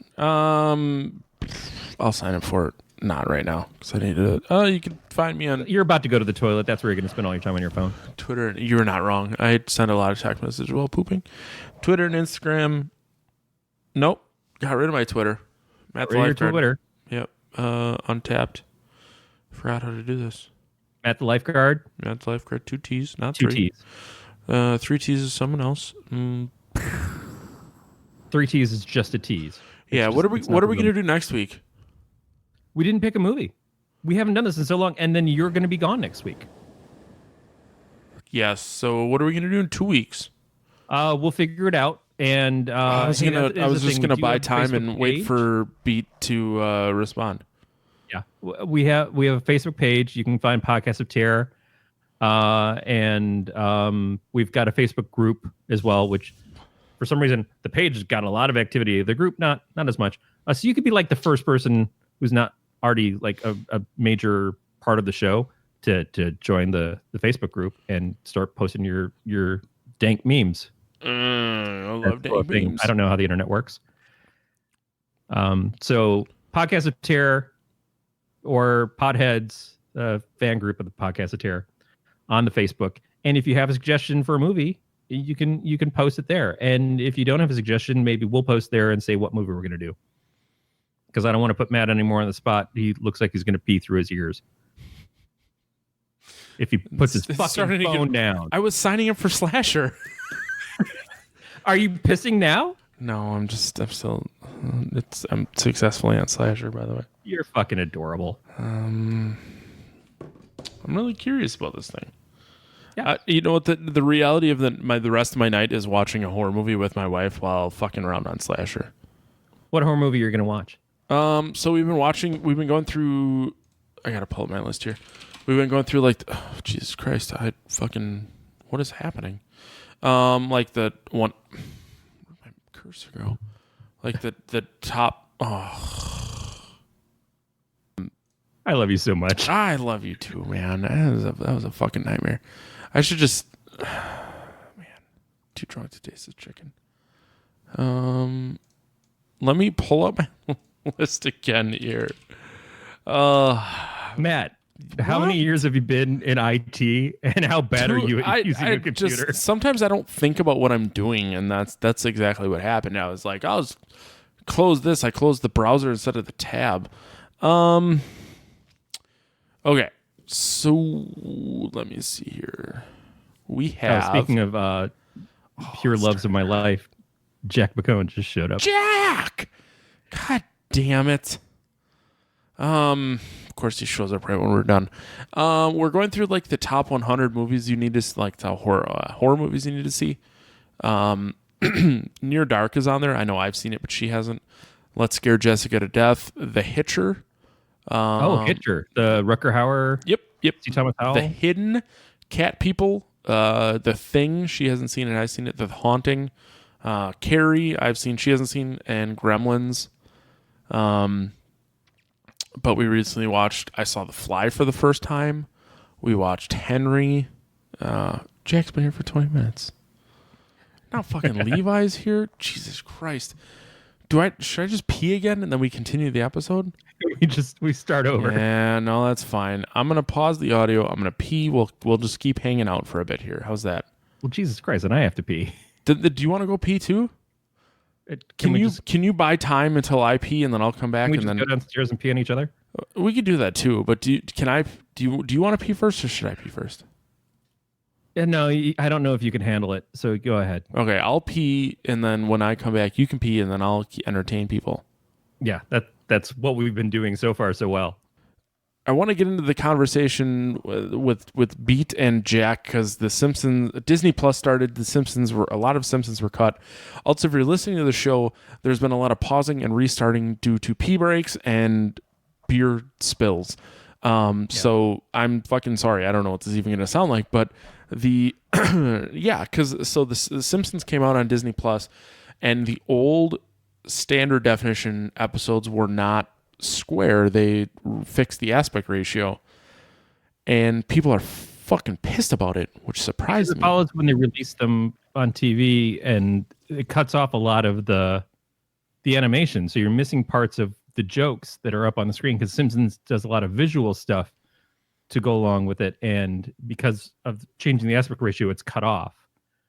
They also cut out the Michael Jackson episode, which I think had already gone out of rotation. Shocker. Yeah. Right. Don't worry, I got it if you need it. I got what you need. And then I guess the other complaint was that the Han shoots Greedo scene from A New Hope is fucked up, and a lot of people don't realize that it's something that Lucas had already changed, so it wasn't something that Disney did. They didn't make it worse. They just allowed it to continue being as shitty as it's been since Lucas had to fuck this stuff to begin with. Let me ask, because you're obviously whatever. So what is the original?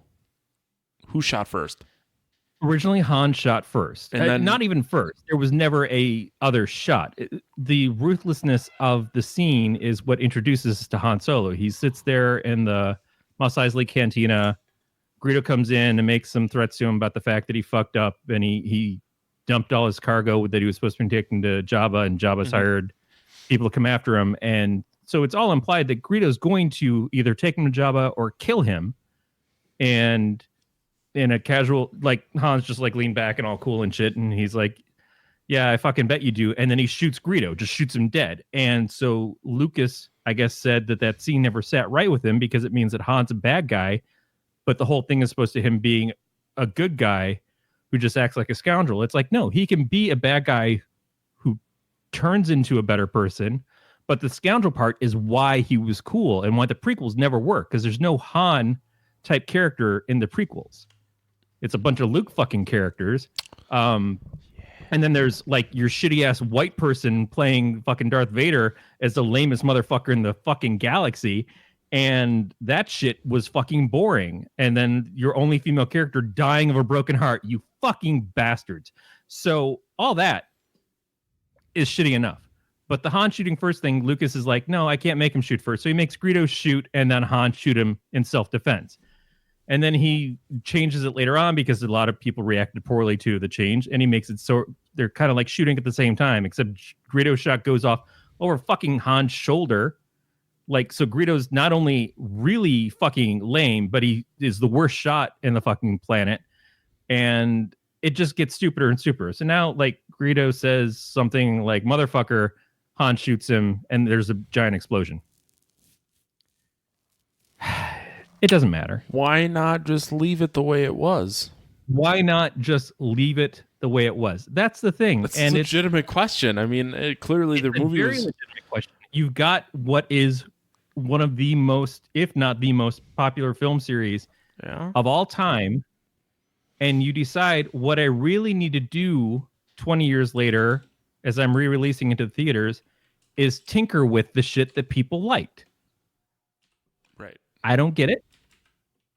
I don't think anybody got it. And I think that's part of why he retired and why he sold the stuff, is that it just was kind of showing that the audience felt like the movies belonged to them. He felt like he was the person who made the movies, so he should be able to fix the things that he wanted to fix and enhance the things that he wanted to enhance. And it was a battle of wills, and the audience is louder, and the audience is also the ones with all the cash. So he's like, fine, someone else take it. Yeah, it's a weird position to be in. I just Googled the most popular film series of all times, and Lord of the Rings came up. So, and what was worse received, the Star Wars prequels or the Hobbit movies? Well, and that's the thing. Like, if you really want to argue it, it says that the most popular, the best, the highest box office for a film series, which was more than one film, is actually Ace Ventura. Yeah. So, and that's the what thing. It cost making for what it made. Yeah. Yep. Yeah. So, and that's the thing. I mean, I imagine the Joker's probably up there now at this point too. But it's been $1 billion. Currently, the Joker is a standalone film. There is no series to it. Now, you make a second one, and then you're in contention. Which, have you seen the Joker yet? No, I'm not. I'm not interested in the Joker. Fucking as a movie, really good movie. I'm sure that it is. Yeah. Now, everybody's made it very clear that it's great. For me, it's not. I again point to, I appreciate the fact that all these things that I would have shit myself over as a kid are coming out and existing now. But I also realize that a lot of them aren't for me. I'm not the audience for this. I don't I don't want to talk about it here because I don't want to ruin it for anyone who hasn't seen it, because I think it is actually really worth seeing. But get at these DMs, bro. I really liked it for what it was, and that was a really fucking depressed movie. Yeah, and it just seems like we're taking the Joker character name and we're putting it over a movie that has nothing to do with the Joker because we know we can sell it because it's called the Joker. Mm-hmm. But I don't know. Is there a comic book line that this followed at all? No. I mean, it's not even the character from the comics. They put in a couple touches here and there, but it's not an actual movie about the Joker from DC Comics. Okay. Now, so, and I guess whatever.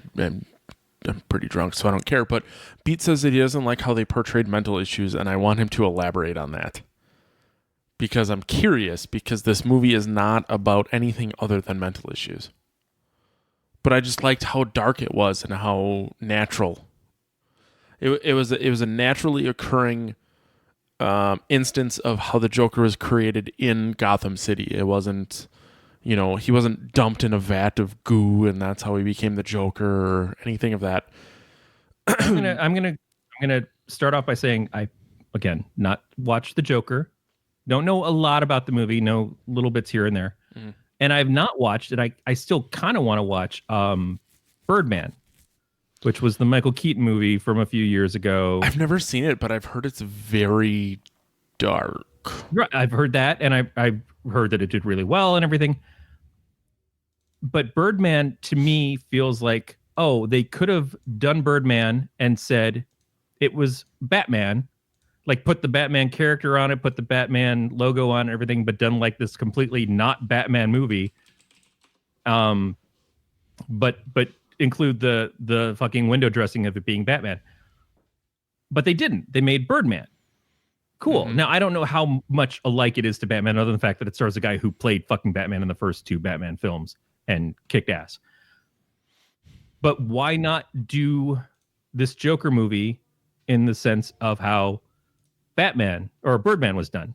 Like it's a counterpoint to the actual Joker. So we're doing kind of like the Joker, but it's not really the Joker.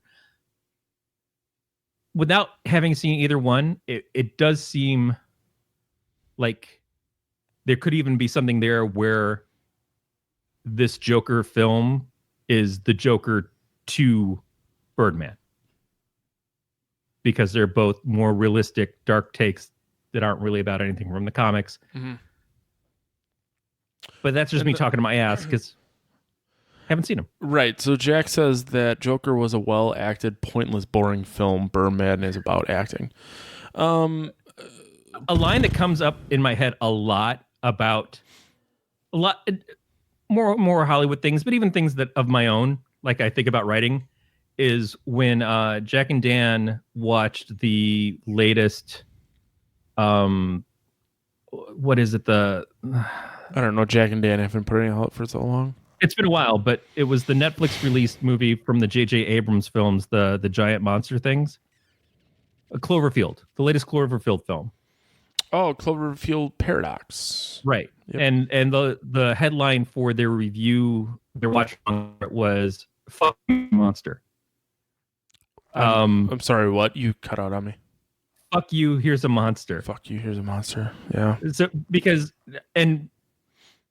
the movie was basically like it's called Cloverfield, whatever, and it has absolutely nothing to do with Cloverfield until the end. They show a giant monster, and I hear that line in my head all the time of like, "Fuck you, here's this thing." It's like it doesn't count for the rest of the fucking time, but at the end, here's our pinning the little masterpiece to make it all work for the audience that we're pitching it for, even though it's been a fucking lie.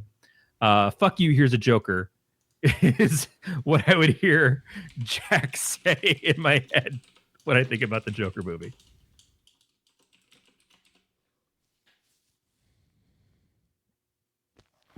Oh, a shoehorn pop. But I'm not trying to literally shit on this film that a lot of people love. I'm not trying to say that anybody who watched it is wrong or that it's not an enjoyable film. It's obviously it's doing very well. Right. There's a lot of things that did very well that I would shit on completely. I'm not trying to say any of that. I'm just saying shit that on people. Not me. It's not my thing. My wife wanted to see it. Aaron was like, "Oh, you want to go see that Joker movie?" I do not. It's on Plex if she wants to see it. Yeah, but that she wanted to is pretty big. Like, because she's not a superhero movie person. She's not a comic book movie person. But I think every once in a while, I'm like, hey, that movie you really liked, that's based off a comic. I think the standalone Joker could not be a superhero movie. Right. And I think that's what I like about it so much. Yeah. But it also came out at the same time that the guy that made the movies that it's probably most emulating is talking shit about superhero movies not being movies. Right. So I think that's also a pretty good slam. Yeah, it came out at a very trying time, I guess. But I want to see what his audience feels about this new Irishman film or whatever he's doing, which is just the same goddamn movie he's done 10 other times with the same fucking actors. Right. I assume. Yeah, I don't know. but I'm not a Scorsese fan. I don't That was just like, that was my indifferent grumble. Yeah, and that's how I feel about Scorsese. Is indifference. It's not to say he's not talented. I'm just saying that the shit he makes isn't stuff that I'm interested in. Right. They're going to be enjoyable for what they are, and to me, they're just enjoyable. Yeah, and that's the thing. Like, I don't watch the Godfather movies. I've never seen a Godfather movie. I've seen Goodfellas, and the only part that I really like is when it starts playing the whole second half of Layla, because I like that music. Mm-hmm. I don't dig those types of stories. I don't like mafia shit. I don't want to watch The Sopranos. Right. I don't. Right. That's just not my deal. But it's okay that everybody else likes it, and I'm not saying that Godfather is crap films. Obviously, they're not. But they're not on my list. Right. But when you come out and say, "Oh, but the shit that you're making that isn't like my shit is crap films," I take an issue with that. I don't blow up about it like the fucking internet does. But it is kind of stupid. It's like, wow, my shit is fucking gold. It's like your shit had its time, but is your shit for today's audience? No. Your shit is for the audience that has enjoyed your shit all along. Today's audience is looking for something else. Do I think it's great that all of the movies are becoming these giant blockbuster fucking things that are owned by 3 companies? No. There should be more variety. There should be other stuff out there. I'm always asking for something that's original. I'm always asking for something that's not a product placement film. But you can't just say that these movies are crap when you, 1, probably never watched any of them, and 2, are kind of pissing and moaning about the fact that people are going and paying bucket loads to see them, and your shit is, you're lucky that Netflix signed you. And they didn't fucking Woody Allen you afterwards. Not that he has any reason to be Woody Allen. Woody Allen deserved to be fucking Woody Allen. Fuck that guy. We should probably end the episode on that soapbox. Yeah, so for all the bonus content of when we were wrapping up, this is what you got. I hope you people hit next like 20 minutes ago. Yeah, it's fine. You probably hit next 2 pee breaks ago, but that's fine. Yeah, whatever. At least we got your play. Yeah, we did. So yeah, that's going to do it for another episode of the podcast today. We'll talk to you guys next week. Stay Scorsese, everybody.